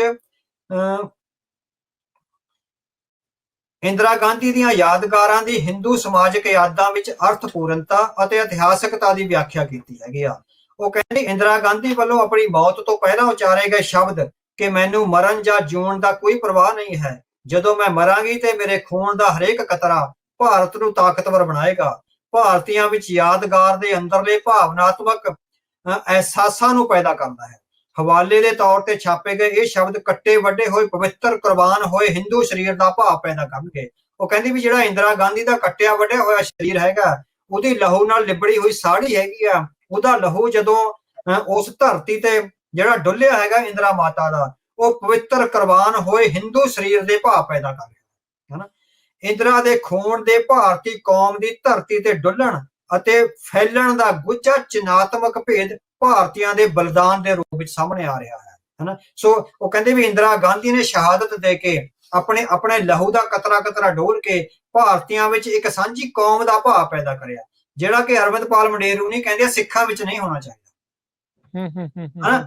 ਉਹ ਕਹਿੰਦੇ ਇਸ ਬਲਿਦਾਨ ਨੇ ਵੈਦਿਕ ਹਿੰਦੂ ਵਿਚਾਰਧਾਰਾ ਨਾਲ ਕੌਮ ਦਾ ਸੰਵਾਦ ਰਚਾਇਆ, ਇੰਦਰਾ ਗਾਂਧੀ ਦੇ ਬਲਿਦਾਨ ਨੇ। ਦੂਜੇ ਪਾਸੇ ਕਹਿੰਦੀ ਭਿੰਡਰਾਂ ਵਾਲੇ ਦੀ ਕੋਈ ਯਾਦਗਾਰ ਨਹੀਂ ਹੈਗੀ ਅੱਜ ਤੱਕ, ਤੇ ਭਿੰਡਰਾਂ ਵਾਲੇ ਨੂੰ ਕੋਈ ਪੁੱਛਦਾ ਵੀ ਨਹੀਂ ਹੈ। ਦੇਖੋ, ਕਹਿੰਦੀ ਇੰਦਰਾ ਗਾਂਧੀ ਦੇ ਰਸਤੇ ਵਿੱਚ ਖੂਨ ਦੇ ਨਿਸ਼ਾਨ ਅਤੇ ਖੂਨ ਨਾਲ ਭਿੱਜੀ ਸਾੜੀ ਰਾਹੀਂ ਸਾਨੂੰ ਰੱਬ ਦਾ ਅਹਿਸਾਸ ਹੁੰਦਾ ਹੈ। ਉਹ ਕਿਸੇ ਪਵਿੱਤਰ ਰੂਹ ਵਾਂਗ ਸਰੀਰ ਦੀ ਪੂਜਾ ਕਰਨ ਵਰਗੇ ਸਰੀਰਕ ਵਿਹਾਰ ਦੇ ਦਰਸ਼ਨ ਦਾ ਰੂਪ ਧਾਰ ਲੈਂਦੇ ਹਨ। ਭਿੰਡਰਾਂ ਵਾਲੇ ਦੀ ਕੋਈ ਯਾਦਗਾਰ ਨਹੀਂ ਬਣਾਈ ਗਈ ਜੋ ਉਸ ਦੀ ਮੌਤ ਨੂੰ ਕੋਈ ਅਰਥ ਪ੍ਰਦਾਨ ਕਰਦੀ ਹੋਵੇ। ਇਹ ਰਾਧਿਕਾ ਚੋਪੜਾ ਦਾ ਸਿੱਖ ਫਾਰਮੇਸ਼ਨ ਵਿੱਚ ਜਿਹੜਾ ਹੈਗਾ ਆਰਟੀਕਲ ਛਪਿਆ। ਹੁਣ ਤੁਸੀਂ ਦੇਖੋ ਵੀ ਇਹ ਤੋਂ ਵੱਡੀ ਸਪਸ਼ਟਤਾ ਦੇ ਨਾਲ ਕਿੱਦਾਂ ਜਿਹੜਾ ਹੋ ਸਕਦਾ, ਜਿਸ ਦਾ ਐਡੀਟੋਰੀਅਲ ਬੋਰਡ ਦੇ ਵਿੱਚ ਇਹ ਜਿਨ੍ਹਾਂ ਨੂੰ ਤੁਸੀਂ ਗੈਂਗ ਗਰੋਹ ਜਿਹੜਾ ਉਹ ਆਖ ਰਹੇ ਆ, ਉਹ ਬੈਠੇ ਆ ਤੇ ਇਦਾਂ ਦੀਆਂ ਗੱਲਾਂ ਜਿਹੜੀਆਂ ਉਹ ਜਾਣਦੇ ਨੇ। ਇੱਥੋਂ ਸਪਸ਼ਟ ਹੀ ਭਾਵ ਆ ਵੀ ਸਿੱਖ ਸੰਘਰਸ਼, ਸਿੱਖ ਨੈਸ਼ਨਲਿਜ਼ਮ, ਸਿੱਖ ਕੌਮਵਾਦ ਦੇ ਇਹ ਜਿਹੜਾ ਉਲਟਾ ਬੜੇ ਧੜੱਲੇ ਦੇ ਨਾਲ ਜਿਹੜਾ ਉਹ ਇਸ ਟਾਈਮ ਚੱਲ ਰਿਹਾ, ਤੇ ਕੋਈ ਚੈੱਕ ਨਹੀਂ ਇਹਨਾਂ ਨੂੰ। ਹਾਂ ਨਹੀਂ ਪਰ ਹੁਣ ਜਦੋਂ ਉਹ ਬੰਦਿਆਂ ਨੂੰ ਗੋਲੀਆਂ ਮਾਰਨ ਤੱਕ ਆ ਗਏ, ਵੀ ਵਿਦੇਸ਼ਾਂ ਵਿੱਚ ਜਾ ਕੇ ਬੰਦੇ ਕਤਲ ਕਰਨ ਤੱਕ, ਔਰ ਟੈਲੀਵਿਜ਼ਨ ਚੈਨਲਾਂ ਤੇ ਬੈਠ ਕੇ ਉਹ ਦਾਅਵੇ ਕਰਦੇ ਰਹੇ ਆ ਵੀ ਅਸੀਂ ਬੰਦੇ ਮਾਰੇ ਹੈਗੇ ਆ। ਸੋ ਇਹ ਅਕੈਡਮਿਕ ਅਸਲ 'ਚ ਜਿਹੜਾ ਵੱਡਾ ਜਿਹੜਾ ਸਾਡੇ ਲਈ ਸੰਕਟ ਅਗਲੀਆਂ ਪੀੜ੍ਹੀਆਂ ਲਈ ਆਉਣਾ, ਇਸ ਅਕੈਡਮਿਕ ਟ੍ਰਾਂਸਲੇਸ਼ਨ ਦਾ ਆਉਣਾ ਹੈਗਾ, ਅਕੈਡਮਿਕ ਐਕਸਰਸਾਈਜ਼ ਦਾ ਆਉਣਾ। ਜੇ ਸਿੱਖ ਵਿਦਵਾਨਾਂ ਨੇ ਇਹਨੂੰ ਕਲੈਰਿਟੀ ਨਾਲ ਸਹੀ ਨਾ ਕੀਤਾ ਤਾਂ ਮੈਂ ਦੇਖਿਆ, ਮੈਂ ਅਮਰੀਕਾ ਵਿੱਚ ਬਹੁਤ ਸਾਰੇ ਨੌਜਵਾਨ ਸਿੱਖ ਨੌਜਵਾਨਾਂ ਨੂੰ ਮਿਲਿਆ, ਉਹ ਇਸ ਵਿਚਾਰਧਾਰਾ ਤੋਂ ਪ੍ਰਭਾਵਿਤ ਆ। ਉਹਨਾਂ ਨੂੰ ਲੱਗਦਾ ਬ੍ਰਹਮੰਡੀਕਰਨ, ਪੁਰਾਤਨ ਰਵਾਇਤਾਂ, ਹਨਾ, ਇਹ ਵੈਸਟ ਨੂੰ ਉਹ ਨਕਾਰ ਰਹੇ ਨੇ, ਕਿਉਂ ਵੈਸਟ ਵਿੱਚ ਰਹਿੰਦੇ ਹੋਏ ਉਹ ਵੈਸਟ ਦੀ ਜਿਹੜੀ ਹੈਗੀ ਆ ਸਿੱਖਿਆ ਨੂੰ ਉਹ ਵਿਰੋਧੀ ਸਮਝ ਰਹੇ ਆ। ਸੋ ਕਿਉਂਕਿ ਉਹਨਾਂ ਦਾ ਜਿਹੜਾ ਹਮਲਾ ਹੈਗਾ, ਜਿਹੜਾ ਅਰਵਿੰਦਪਾਲ ਉਹਨਾਂ ਦਾ, ਉਹ ਬੜਾ ਮਹੀਨ ਹੈ, ਹਨਾ। ਉਹ ਸਿੱਖ ਨੌਜਵਾਨਾਂ ਨੂੰ ਸਮਝ ਨਹੀਂ ਆ ਰਿਹਾ ਵੀ ਸਾਨੂੰ ਮੈਨ ਮੇਡ ਪਹਿਚਾਣਾ ਨਾਲ ਜੋੜ ਰਿਹਾ ਹੈ। ਗੁਰੂ ਸਾਹਿਬ ਨੇ ਜਿਹੜੀ ਸ਼ੁੱਧ ਖਾਲਸਾ ਹੀ ਪਛਾਣ ਦਿੱਤੀ ਸੀ, ਉਹਦੇ ਨਾਲ ਤੋੜ ਰਿਹਾ। ਜਿਹੜੇ ਭੇਖ ਧਾਰੀਏ ਆ, ਨਿਰਮਲੇ ਆ, ਉਦਾਸੀਏ, ਇਹ ਮੈਨ ਮੇਡ ਪਛਾਣਾ ਨੇ, ਇਹਨਾਂ ਨੂੰ ਉਹ ਉਭਾਰ ਰਹੇ ਆ ਵੀ ਇਹ ਸਿੱਖੀ ਤੋਂ ਦੂਰ ਹੋ ਜਾਣਗੇ, ਹੋ ਜਾਣ ਦੂਰ, ਵੀ ਡੋਂਟ ਕੇਅਰ, ਕਿਉਂਕਿ ਥੀਸ ਆਰ ਮੈਨ ਮੇਡ ਆਇਡੈਂਟੀਜ਼। ਸਿੱਖਾਂ ਦੀ ਆਇਡੈਂਟੀਟੀ ਗੁਰੂ ਨੇ 1699 ਦੀ ਵਿਸਾਖੀ ਨੂੰ ਸ਼ੁੱਧ ਖਾਲਸਾ ਆਇਡੈਂਟੀਟੀ ਦੇ ਤੌਰ ਤੇ ਕ੍ਰੀਏਟ ਕਰੀ ਆ। We just care for that identity. ਜੀ ਸੋ ਬਿਲਕੁਲ ਇਹ ਸਾਰੀਆਂ ਚੀਜ਼ਾਂ। ਅੱਛਾ, ਇੱਥੇ ਮੰਡੇਰ ਹੁਣੀ ਜਦੋਂ ਖਾੜਕੂ ਲਹਿਰ ਦਾ ਖਾਤਮਾ ਹੁੰਦਾ ਆ ਤੇ ਸਰਕਾਰੀ ਤਸ਼ੱਦਦ, ਫੇਕ ਐਨਕਾਊਂਟਰਸ, ਉਹ ਸਾਰਾ ਕੁਝ ਹੁੰਦਾ। ਹੁਣ ਤਾਂ ਉਹਨਾਂ ਫੇਕ ਐਨਕਾਊਂਟਰਸ ਦੇ ਹਿਸਾਬ ਦੇ ਨਾਲ ਉੱਥੋਂ ਦੀਆਂ ਅਦਾਲਤਾਂ ਵੀ ਜਿਹੜੀਆਂ ਸਜ਼ਾਵਾਂ ਜਿਹੜੀਆਂ ਉਹਨਾਂ ਨੂੰ ਦੇਣੀਆਂ ਸ਼ੁਰੂ ਕਰ ਚੁੱਕੀ ਆ, ਦੇ ਰਹੀ ਆ। ਫਿਰ ਵੀ ਮੰਡੇਰ ਵਰਗੇ ਲੋਕ ਜਸ਼ਨ ਮਨਾਉਂਦੇ ਨੇ ਸਾਰੀਆਂ ਚੀਜ਼ਾਂ ਦੇ। ਹਾਂ ਬਿਲਕੁਲ ਜੀ, ਬਿਲਕੁਲ। ਸੋ ਉਹ ਕਹਿੰਦਾ ਵੀ ਖਾੜਕੂ ਲਹਿਰ ਦੇ ਖਾਤਮੇ ਨਾਲ ਸਿੱਖਾਂ ਦੀ ਹਾਰ ਨਹੀਂ ਹੋਈ, ਬਲਕਿ ਸਿੱਖਾਂ ਦੀ ਜਿੱਤ ਹੋਈ ਆ। ਜਿੱਤ ਇਸ ਤਰ੍ਹਾਂ ਹੋਈ ਆ, ਕਹਿੰਦਾ ਜਿਹੜੇ ਲੋਕ ਧਰਮ ਦੇ ਆਧਾਰ ਤੇ, ਧਰਮ ਦਾ ਆਸਰਾ ਲੈ ਕੇ ਇੱਕ ਵੱਖਰੀ ਆਇਡੈਂਟੀਟੀ ਦੀ ਪੋਲਿਟਿਕਸ ਕਰ ਰਹੇ ਸੀ, ਉਹਨਾਂ ਦਾ ਲੱਕ ਟੁੱਟ ਗਿਆ ਹੁਣ। ਤੇ ਉਹ ਕਹਿੰਦਾ ਵੀ ਹੁਣ ਸਮਾਂ ਆ ਗਿਆ ਹੈ ਵੀ ਧਰਮ ਦੀ ਵਿਆਖਿਆ ਨੂੰ ਪਛਾਣ ਦੀ ਰਾਜਨੀਤੀ ਨਾਲ ਤੋੜਿਆ ਜਾਵੇ। ਖਾੜਕੂ ਲਹਿਰ ਦੇ ਖਾਤਮੇ ਤੋਂ ਬਾਅਦ, ਆਪਣੀ ਕਿਤਾਬ ਵਿੱਚ ਉਹਨੇ ਦ ਸਪੈਕਟਰ ਆਫ ਦੀ ਵੈਸਟ ਵਿੱਚ ਲਿਖਿਆ ਵੀ ਖਾੜਕੂ ਲਹਿਰ ਦੇ ਖਾਤਮੇ ਤੋਂ ਬਾਅਦ ਹੁਣ ਸਾਡੇ ਕੋਲੇ ਸਮਾਂ ਆ ਗਿਆ ਹੈਗਾ ਵੀ ਅਸੀਂ ਜਿਹੜੀ ਧਰਮ ਦੀ ਵਿਆਖਿਆ ਨੂੰ ਰਿਲੀਜੀਅਸ ਆਇਡੈਂਟੀਟੀ ਦੇ ਜੂੜੇ ਵਿੱਚੋਂ ਕੱਢੀਏ। ਕਹਿੰਦਾ ਧਰਮ ਦੀ ਵਿਆਖਿਆ ਨੂੰ ਕੁਝ ਲੋਕਾਂ ਨੇ ਰਿਲੀਜੀਅਸ ਆਇਡੈਂਟੀਟੀ ਦੇ ਜੂੜੇ ਵਿੱਚ, ਸੰਗਲਾਂ ਵਿੱਚ ਜਕੜ ਰਿਹਾ ਹੈ। Now it is the right time to get it out from the shackles, ਵੀ ਇਹ ਸੰਗਲਾਂ ਵਿੱਚੋਂ ਜਿਹੜਾ ਕੱਢਿਆ ਜਾਵੇ। ਸੋ ਵੀ ਕਿੰਨੀ ਸਪਸ਼ਟਤਾ ਨਾਲ ਉਹ ਸਿੱਖਾਂ ਤੇ ਹਮਲਾ ਕਰ ਰਿਹਾ। ਤੇ ਉਸੇ ਚੋਂ ਫਿਰ ਉਹ ਕਹਿੰਦਾ ਵੀ ਸਾਡੀ ਜਿਹੜੀ ਸੋਵਰੈਨਿਟੀ ਆ, ਇਟ ਡਸ ਨਾਟ ਲਾਈ ਇਨ ਪੰਜਾਬ, ਇਟ ਲਾਈਜ਼ ਇਨ ਬ੍ਰਹਮੰਡ। ਜੀ ਬਿਲਕੁਲ। ਸੋ ਮੈਨੂੰ ਲੱਗਦਾ ਲੇਟਲੀ ਇਹਨਾਂ ਦੇ ਇੱਕ ਹੋਰ ਆਰਟੀਕਲ ਸ਼ਹੀਦ ਤੇ ਸ਼ਹਾਦਤ, ਉਹਦੇ ਉੱਤੇ ਸਿੱਖੀ ਦੇ ਵਿੱਚ ਕਹਿੰਦੇ ਵੀ ਕਿੱਦਾਂ ਪ੍ਰੋਬਲਮੈਟਿਕ ਹੈਗੇ ਆ, ਕੰਟੈਂਟ ਤੇ ਕੰਟੈਕਸਟ ਕਿੱਦਾਂ ਆ। ਇਦਾਂ ਦੇ ਆਰਟੀਕਲ ਜਿਹੜੇ ਉਹਦੇ ਵਿੱਚ ਛਪ ਰਹੇ ਆ ਇਹਨਾਂ ਦੇ ਭੰਬਲ ਗੁੱਸਾ ਪਾ ਰਹੇ ਆ ਸ਼ਹਾਦਤ ਤੇ ਸੰਕਲਪ ਬਾਰੇ, ਵੀ ਉਹ ਸ਼ਹਾਦਤ ਨੂੰ ਉਹ ਹਿੰਦੂ ਵਿਆਖਿਆ ਚੋਂ ਲੈ ਕੇ ਆ ਰਹੇ ਵੀ ਜਿਹੜੀ ਸਾਡੇ ਲਈ, ਸਿੱਖਾਂ ਲਈ ਜਿਹੜਾ ਸ਼ਹਾਦਤ ਦਾ ਸੰਕਲਪ ਹੈਗਾ, ਉਹ ਮੈਂ ਆਪਣੀ ਕਿਤਾਬ ਵਿੱਚ ਵੀ ਜ਼ਿਕਰ ਕਰਿਆ ਹੈਗਾ। ਸੋ ਉਹਦੇ ਵਿੱਚ ਵਾਇਲੈਂਸ ਦਾ ਵੀ ਤੇ ਸ਼ਹਾਦਤ ਦਾ ਵੀ, ਤੇ ਈਵਨ ਮਾਂ ਧਰਤੀ ਦਾ ਬਹੁਤ ਵੱਡਾ, ਜੇ ਤੁਸੀਂ 5ਵਾਂ ਚੈਪਟਰ ਪੜ੍ਹੋ ਜਿਹੜਾ ਹੈਗਾ, ਜਿਹੜਾ ਕੌਮੀ ਆਦਰਸ਼, ਕੌਮੀ ਆਦਰਸ਼, ਉਹਦੇ ਵਿੱਚ ਬਹੁਤ ਕਲੈਰਿਟੀ ਨਾਲ ਮੈਂ ਇਹ ਲਿਖਿਆ ਹੈਗਾ। ਸੋ ਆਪਣੀ ਕਿਤਾਬ ਆ ਜਿਹੜੀ ਮੇਰੇ ਵਾਲੀ ਕਿਤਾਬ ਆ, ਇਹ ਉਹਦੀ ਕਿਤਾਬ ਦੇ ਬਰਾਬਰ ਦੀ ਅਕੈਡਮਿਕ ਸਟੱਡੀ ਆ, ਪਰ ਇਹ ਸਿੱਖਾਂ ਨੂੰ ਨੈਸ਼ਨਲਾਈਜ਼ ਕਰਦੀ ਆ, ਉਹ ਸਿੱਖਾਂ ਨੂੰ ਡੀਨੈਸ਼ਨਲਾਈਜ਼ ਕਰ ਰਿਹਾ ਹੈ। ਅੱਛਾ, ਇਹਦੇ ਵਿੱਚ ਹੁਣ ਜਿੱਦਾਂ ਤੁਸੀਂ ਸਿੱਖ ਕੌਮ ਦਾ ਸੰਕਲਪ, ਨਾ ਹਮ ਹਿੰਦੂ ਨਾ ਮੁਸਲਮਾਨ, ਬੜੀ ਕਲੀਅਰਲੀ ਮੋਹਰੇ ਫਰੰਟ ਦੇ ਵਿੱਚ ਲਿਖਿਆ, ਪਰ ਉਹ ਜਿਹੜੀ ਚੀਜ਼ ਆ ਉਹ ਕਹਿ ਰਹੇ ਆ ਵੀ ਨਹੀਂ, ਉਹਦੇ ਵਿੱਚੋਂ ਹੀ ਆ ਅਸੀਂ ਉਹ ਸਾਰਾ। ਤੁਹਾਡਾ ਇੱਕ ਸਪੈਸ਼ਲ ਚੈਪਟਰ ਵੀ ਆ, ਨਾ ਹਮ ਹਿੰਦੂ ਨਾ ਮੁਸਲਮਾਨ, ਅਖੀਰ ਦੇ ਵਿੱਚ ਜਿਹੜਾ ਉਹ ਜਾ ਕੇ ਗੁਰਬਾਣੀ ਦੇ ਆਧਾਰ ਤੇ ਪੂਰਾ ਲਿਖਿਆ ਹੈ। ਤੇ ਇਹ ਇਸ ਚੀਜ਼ ਦੀ ਕਿੱਦਾਂ ਕਾਟ ਕਰਦੀ ਆ, ਤੇ ਇਸ ਨੂੰ ਸਮਝਣ ਦੇ ਲਈ ਕਹਿ ਲਓ ਵੀ ਦਿਮਾਗ ਦੇ ਕਪਾਟ ਵੀ ਖੋਲਣੇ ਪੈਂਦੇ ਆ। ਕਿੱਦਾਂ ਜਿਹੜਾ ਇੱਕ ਸਿੱਖਾਂ ਨੂੰ ਇਸ ਸਿਧਾਂਤਕ ਚੀਜ਼ ਨੂੰ, ਇਸ ਬਦਲ ਨੂੰ, ਇਸ ਫਰਕ ਨੂੰ ਜਿਹੜਾ ਸਮਝਣ ਦੀ ਲੋੜ ਆ। ਹਾਂ, ਉਹ ਤਾਂ ਸਾਡੇ ਨਾ ਅਕੈਡਮੀਸ਼ੀਅਨ ਦਾ ਅਸਲ 'ਚ ਆਮ ਸਿੱਖਾਂ ਨੂੰ ਵਿਚਾਰਿਆਂ ਨੂੰ ਨਹੀਂ ਸਮਝ ਆਉਂਦੀ। ਸਾਡੇ ਵਿਦਵਾਨਾਂ ਦੀ ਜਿਹੜੀ ਹੈਗੀ ਆ, ਇਹ ਬਹੁਤ ਵੱਡੀ ਜ਼ਿੰਮੇਵਾਰੀ ਸੀ। ਸੋ ਗੁਰੂ ਸਾਹਿਬ ਨੇ ਪਹਿਲੇ ਦਿਨ ਤੋਂ ਹੀ ਕੌਮ ਸਿਰਜੀ ਹੈ, ਨਾ ਹਮ ਹਿੰਦੂ ਨਾ ਮੁਸਲਮਾਨ ਕਹਿ ਕੇ ਉਹ ਵੇਈ ਨਦੀ ਚੋਂ ਬਾਹਰ ਨਿਕਲਿਆ। ਫਿਰ ਗੁਰੂ ਸਾਹਿਬ ਦੇ ਨਗਰ ਵਸਾਉਣੇ, ਜਿਹੜਾ ਮੈਂ ਰੋਇਡਰ ਦੀ ਕਿਤਾਬ ਦਾ ਜ਼ਿਕਰ ਕਰਿਆ, where the nation states come from, ਉਹਦੇ ਵਿੱਚ ਉਹ ਕਹਿੰਦਾ ਵੀ ਜਿਹੜੇ ਰਾਇਬਰਾਂ ਵੱਲੋਂ ਨਗਰ ਵਸਾਏ ਜਾਂਦੇ ਆ, ਇਹ ਬਹੁਤ ਵੱਡਾ ਐਸਪੈਕਟ ਹੁੰਦਾ ਇੱਕ ਸਟੇਟ ਸਿਰਜਣ ਦੇ, ਇਹ ਪਹਿਲੇ ਕਦਮ ਹੁੰਦੇ ਆ, ਹਨਾ। ਸੋ ਮੈਂ ਆਪਣੀ ਕਿਤਾਬ ਵਿੱਚ ਵੀ ਜਿਹੜਾ ਸੈਕੰਡ ਲਾਸਟ ਚੈਪਟਰ ਆ ਪ੍ਰੋਫੈਸਰ ਕਿਸ਼ਨ ਸਿੰਘ ਦੀਆਂ ਕਿਤਾਬਾਂ 'ਚ ਉਦਾਹਰਨਾਂ ਦੇ ਕੇ ਲਿਖਿਆ, ਉਹ ਕਹਿੰਦਾ ਵੀ ਇਹਨਾਂ ਨਗਰਾਂ ਨੂੰ ਖਡੂਰ ਸਾਹਿਬ ਨੂੰ ਵਸਾਇਆ, ਸ਼੍ਰੀ ਅੰਮ੍ਰਿਤਸਰ ਸਾਹਿਬ ਨੂੰ ਵਸਾਇਆ, ਆਨੰਦਪੁਰ ਸਾਹਿਬ, ਕੀਰਤਪੁਰ ਸਾਹਿਬ, ਗੋਇੰਦਵਾਲ ਸਾਹਿਬ, ਇਹ ਜਿਹੜੇ ਨਗਰ ਵਸਾਏ ਆ, ਇਹ ਸਾਰੇ ਨਗਰ ਆ ਜਿਹੜੇ ਉਸ ਵੇਲੇ ਇਕਨੋਮਿਕ ਐਕਟੀਵਿਟੀ ਦੀ ਹੱਬ ਸੀਗੇ। ਸੋ ਇਹ ਨਗਰਾਂ ਨੂੰ ਵਸਾਉਣਾ ਇੱਕ ਕੌਮ ਦੀ ਸਿਰਜਣਾ ਸੀਗੀ। ਫਿਰ ਆਪਣਾ ਬੋਲਾ, ਆਪਣੀਆਂ ਰਵਾਇਤਾਂ, ਆਪਣਾ ਥਾਟ ਪ੍ਰੋਸੈਸ, ਸ਼੍ਰੀ ਗੁਰੂ ਗ੍ਰੰਥ ਸਾਹਿਬ ਦੇ ਰੂਪ ਵਿੱਚ ਆਪਣਾ ਥਾਟ ਪ੍ਰੋਸੈਸ, ਜਿਹੜਾ ਕਿ ਕਲੀਅਰਲੀ ਜਿਹੜਾ ਤੋੜ ਵਿਛੋੜਾ ਕਰਦਾ ਸਨਾਤਨ ਪਰੰਪਰਾ ਨਾਲੋਂ, ਹਨਾ। ਸੋ ਉਹਦੇ ਵਿੱਚ ਭਗਤ ਕਬੀਰ ਜੀ ਦਾ ਸ਼ਬਦ ਹੈਗਾ, ਅਖੀਰ ਤੇ ਜਾ ਕੇ ਆਉਂਦਾ ਹੈਗਾ, 1326 ਪੰਨੇ ਤੇ ਹੈਗਾ ਵੀ ਹਮਰਾ ਝਗੜਾ ਰਹਾ ਨਾ ਕੋ, ਪੰਡਿਤ ਮੁੱਲਾ ਛਾਡੇ ਦੋ, ਪੰਡਿਤ ਮੁੱਲਾ ਜੋ ਲਿਖ ਦਿਆ, ਛੋੜ ਚਲੇ ਹਮ ਕਛੂ ਨਾ। ਇੰਨੀ ਕਲੈਰਿਟੀ ਨਾਲ ਤਾਂ ਕੋਈ ਨਹੀਂ ਲਿਖ ਸਕਦਾ ਵੀ ਸਾਡਾ ਤਾਂ ਕੋਈ ਝਗੜਾ ਹੀ ਨਹੀਂ, ਨਾ ਸਾਡਾ ਬ੍ਰਾਹਮਣਾਂ ਨਾਲ ਕੋਈ ਰਿਸ਼ਤਾ, ਨਾ ਸਾਡਾ ਇਸਲਾਮ ਨਾਲ ਕੋਈ ਰਿਸ਼ਤਾ। ਹਮਰਾ ਝਗੜਾ ਰਹਾ ਨਾ ਕੋ, ਪੰਡਿਤ ਮੁੱਲਾ ਛਾਡੇ ਦੋ, ਪੰਡਿਤ ਮੁੱਲਾ ਜੋ ਲਿਖ ਦਿਆ, ਛੋੜ ਚਲੇ ਹਮ ਕਛੂ ਨਾ। ਇਹ ਤੋਂ ਵੱਧ ਕਲੈਰਿਟੀ ਗੁਰੂ ਗ੍ਰੰਥ ਸਾਹਿਬ 'ਚ ਕੀ ਹੋ ਸਕਦੀ ਹੈ? ਜੀ ਸਵਾਲ ਦਾ ਵੀ ਸਾਨੂੰ ਆਪਣੇ ਨੈਸ਼ਨਲਿਸਟਿਕ ਅਸਾਊਂਡ ਜਿਹੜਾ ਸਾਡੇ ਸਾਹਮਣੇ ਚੈਲੰਜ ਹੈਗਾ, ਹਨਾ, ਇੱਥੇ ਆ ਕੇ ਜਿਹੜਾ ਹੈਗਾ ਵੀ ਜਿਹੜਾ ਕੌਮ ਨੂੰ ਹੈਗਾ ਨਾ, ਸਾਡੇ ਸਾਹਮਣੇ ਜਿਹੜੀ ਤੁਸੀਂ ਗੱਲ ਕਰੀ ਵੀ ਸਿੱਖ ਕਿੱਦਾਂ ਸਮਝਣ, ਸਿੱਖ ਵਿਦਵਾਨਾਂ ਦੀ ਇਹ ਜ਼ਿੰਮੇਵਾਰੀ ਹੈਗੀ ਆ ਵੀ ਸਿੱਖ ਸਟੱਡੀਜ਼ ਨੂੰ, ਇਸ ਵੇਲੇ ਸਿੱਖ ਸਟੱਡੀਜ਼ ਤੇ ਨਿਓ ਕਲੋਨੀਅਲਿਜ਼ਮ, ਹਿੰਦੂ ਨਿਓ ਕਲੋਨੀਅਲਿਜ਼ਮ ਦਾ ਕਬਜ਼ਾ ਹੋ ਚੁੱਕਿਆ ਹੈ। ਸਾਡੇ ਸਾਹਮਣੇ ਚੈਲੰਜ ਹੈਗਾ ਵੀ ਅਸੀਂ ਸਿੱਖ ਸਟੱਡੀਜ਼ ਨੂੰ ਨਿਓ ਹਿੰਦੂ ਕਲੋਨੀਅਲਿਜ਼ਮ ਦੀ ਜਕੜ ਚੋਂ ਬਾਹਰ ਕੱਢ ਕੇ ਸ਼ੁੱਧ ਖਾਲਸਾਈ ਪਰੰਪਰਾ ਚੋਂ ਸਿੱਖ ਸਟੱਡੀਜ਼ ਆ ਜਿਹੜੀਆਂ, ਸੋ ਇਹ ਜੇ ਅਸੀਂ ਸਿੱਖ ਸਟੱਡੀਜ਼ ਨੂੰ ਹਿੰਦੂ ਨਿਓ ਕਲੋਨੀਅਲਿਜ਼ਮ ਚੋਂ ਬਾਹਰ ਕੱਢ ਲੈਂਦੇ ਹੈਗੇ ਆ ਤੇ ਸ਼ੁੱਧ ਖਾਲਸਾਈ ਪਰੰਪਰਾ ਚੋਂ ਸਿੱਖੀ ਦੀ ਵਿਆਖਿਆ ਹੁੰਦੀ ਆ, ਤਾਂ ਸਾਡੇ ਸੰਘਰਸ਼ ਦਾ ਇੱਕ ਬਹੁਤ ਵੱਡੀ ਸਫਲਤਾ ਹੋਵੇਗੀ। ਇਹ ਸਾਡੇ ਲਈ ਚੈਲੰਜ ਹੈਗਾ। ਜੀ ਬਿਲਕੁਲ।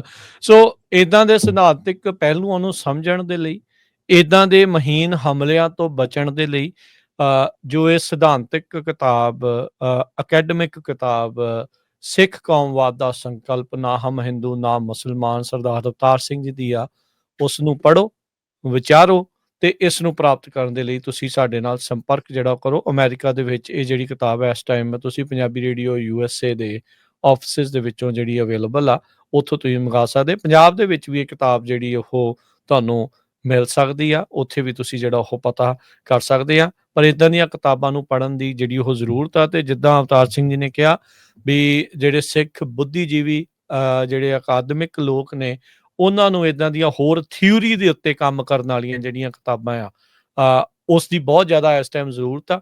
ਉਹ ਪੰਜਾਬੀ ਭਾਸ਼ਾ 'ਚ ਵੀ ਹੋਣ, ਉਹ ਅੰਗਰੇਜ਼ੀ ਦੇ ਵਿੱਚ ਵੀ ਹੋਣ, ਉਹ ਹਰ ਇੱਕ ਤਰੀਕੇ ਦੇ ਨਾਲ ਹੋਣ, ਜਿਹੜਾ ਇਸ ਟਾਈਮ ਇੱਕ ਹਮਲਾ ਚੱਲ ਰਿਹਾ ਆ ਸਿੱਖ ਸਿਧਾਂਤ ਦੇ ਉਲਟ, ਸਿੱਖ ਕੌਮਵਾਦ ਦੇ ਉਲਟ, ਸਿੱਖ ਸਟੇਟਹੁੱਡ ਦੇ ਜਿਹੜਾ ਉਲਟ, ਉਸ ਨੂੰ ਜਿਹੜਾ ਉਹ ਆਪਾਂ ਨੂੰ ਠੱਲਣ ਦੀ ਜਿਹੜੀ ਉਹ ਜ਼ਰੂਰਤ ਆ। ਤੇ ਅਵਤਾਰ ਸਿੰਘ ਜੀ, ਜਾਂਦੇ ਜਾਂਦੇ ਜੇ ਆਮ ਸਿੱਖਾਂ ਨੂੰ ਸਰਲ ਭਾਸ਼ਾ ਦੇ ਵਿੱਚ ਇਸ ਪੂਰੀ ਕਹਿ ਸਕਦੇ ਆ ਵੀ ਗੱਲਬਾਤ ਨੂੰ ਸਮਝਾਉਣਾ ਹੋਵੇ, ਕਿਹੜੀਆਂ ਚੀਜ਼ਾਂ ਦਾ ਧਿਆਨ ਰੱਖਣਾ, ਕਿੱਥੋਂ ਜਿਹੜਾ ਉਹ ਹਮਲਿਆਂ ਤੋਂ ਬਚਣਾ। ਮੇਰੇ ਨਾਲ ਲੇਟਲੀ ਜਦੋਂ ਆਪਾਂ ਲਾਸਟ ਟਾਈਮ ਵੀ ਗੱਲ ਕੀਤੀ ਸੀ, ਜਦੋਂ ਤੁਸੀਂ ਇਸ ਸੋ ਕਾਲਡ ਵਿਦਵਾਨ ਦਾ ਨਾਮ ਲਿਆ ਸੀ, ਤਾਂ ਮੈਨੂੰ ਕਾਲ ਕਰਕੇ ਦੱਸ ਰਹੇ ਸੀ, ਕਹਿੰਦੇ ਵੀ ਉਹਨਾਂ ਦੇ ਕੋਈ ਜਾਣਕਾਰ ਕਿਸੇ ਜਗ੍ਹਾ ਦੇ ਉੱਤੇ ਸਿੱਖ ਚੇਅਰ ਸਥਾਪਿਤ ਕਰਨਾ ਚਾਹੁੰਦੇ ਨੇ, ਸ਼ਾਇਦ ਕੈਨੇਡਾ ਦੇ ਵਿੱਚ। ਕਹਿੰਦੇ ਵੀ ਥੈਂਕ ਯੂ, ਤੁਸੀਂ ਇਦਾਂ ਦਾ ਦੱਸ ਦਿੱਤਾ। ਕਈ ਵਾਰੀ ਬੰਦੇ ਨੂੰ ਪਤਾ ਨਹੀਂ ਹੁੰਦਾ, ਚਿਹਰਾ ਮੋਹਰਾ ਜਿਹੜਾ ਉਹ ਸਿੱਖ ਹੁੰਦਾ, ਦੇਖਣ ਨੂੰ ਜਿਹੜੇ ਉਹ ਦਰਸ਼ਨੀ ਸਿੱਖ ਹੁੰਦੇ ਆ, ਦੇਖਣ ਨੂੰ ਉਹ ਸਿੱਖ ਹੁੰਦੇ ਆ, ਪਰ ਕੰਮ ਜਿਹੜੇ ਉਹ ਸਿੱਖਾਂ ਦੀਆਂ ਜੜ੍ਹਾਂ ਵੱਢਣ ਵਾਲੇ ਜਿਹੜੇ ਉਹ ਕਰ ਰਹੇ ਹੁੰਦੇ ਆ।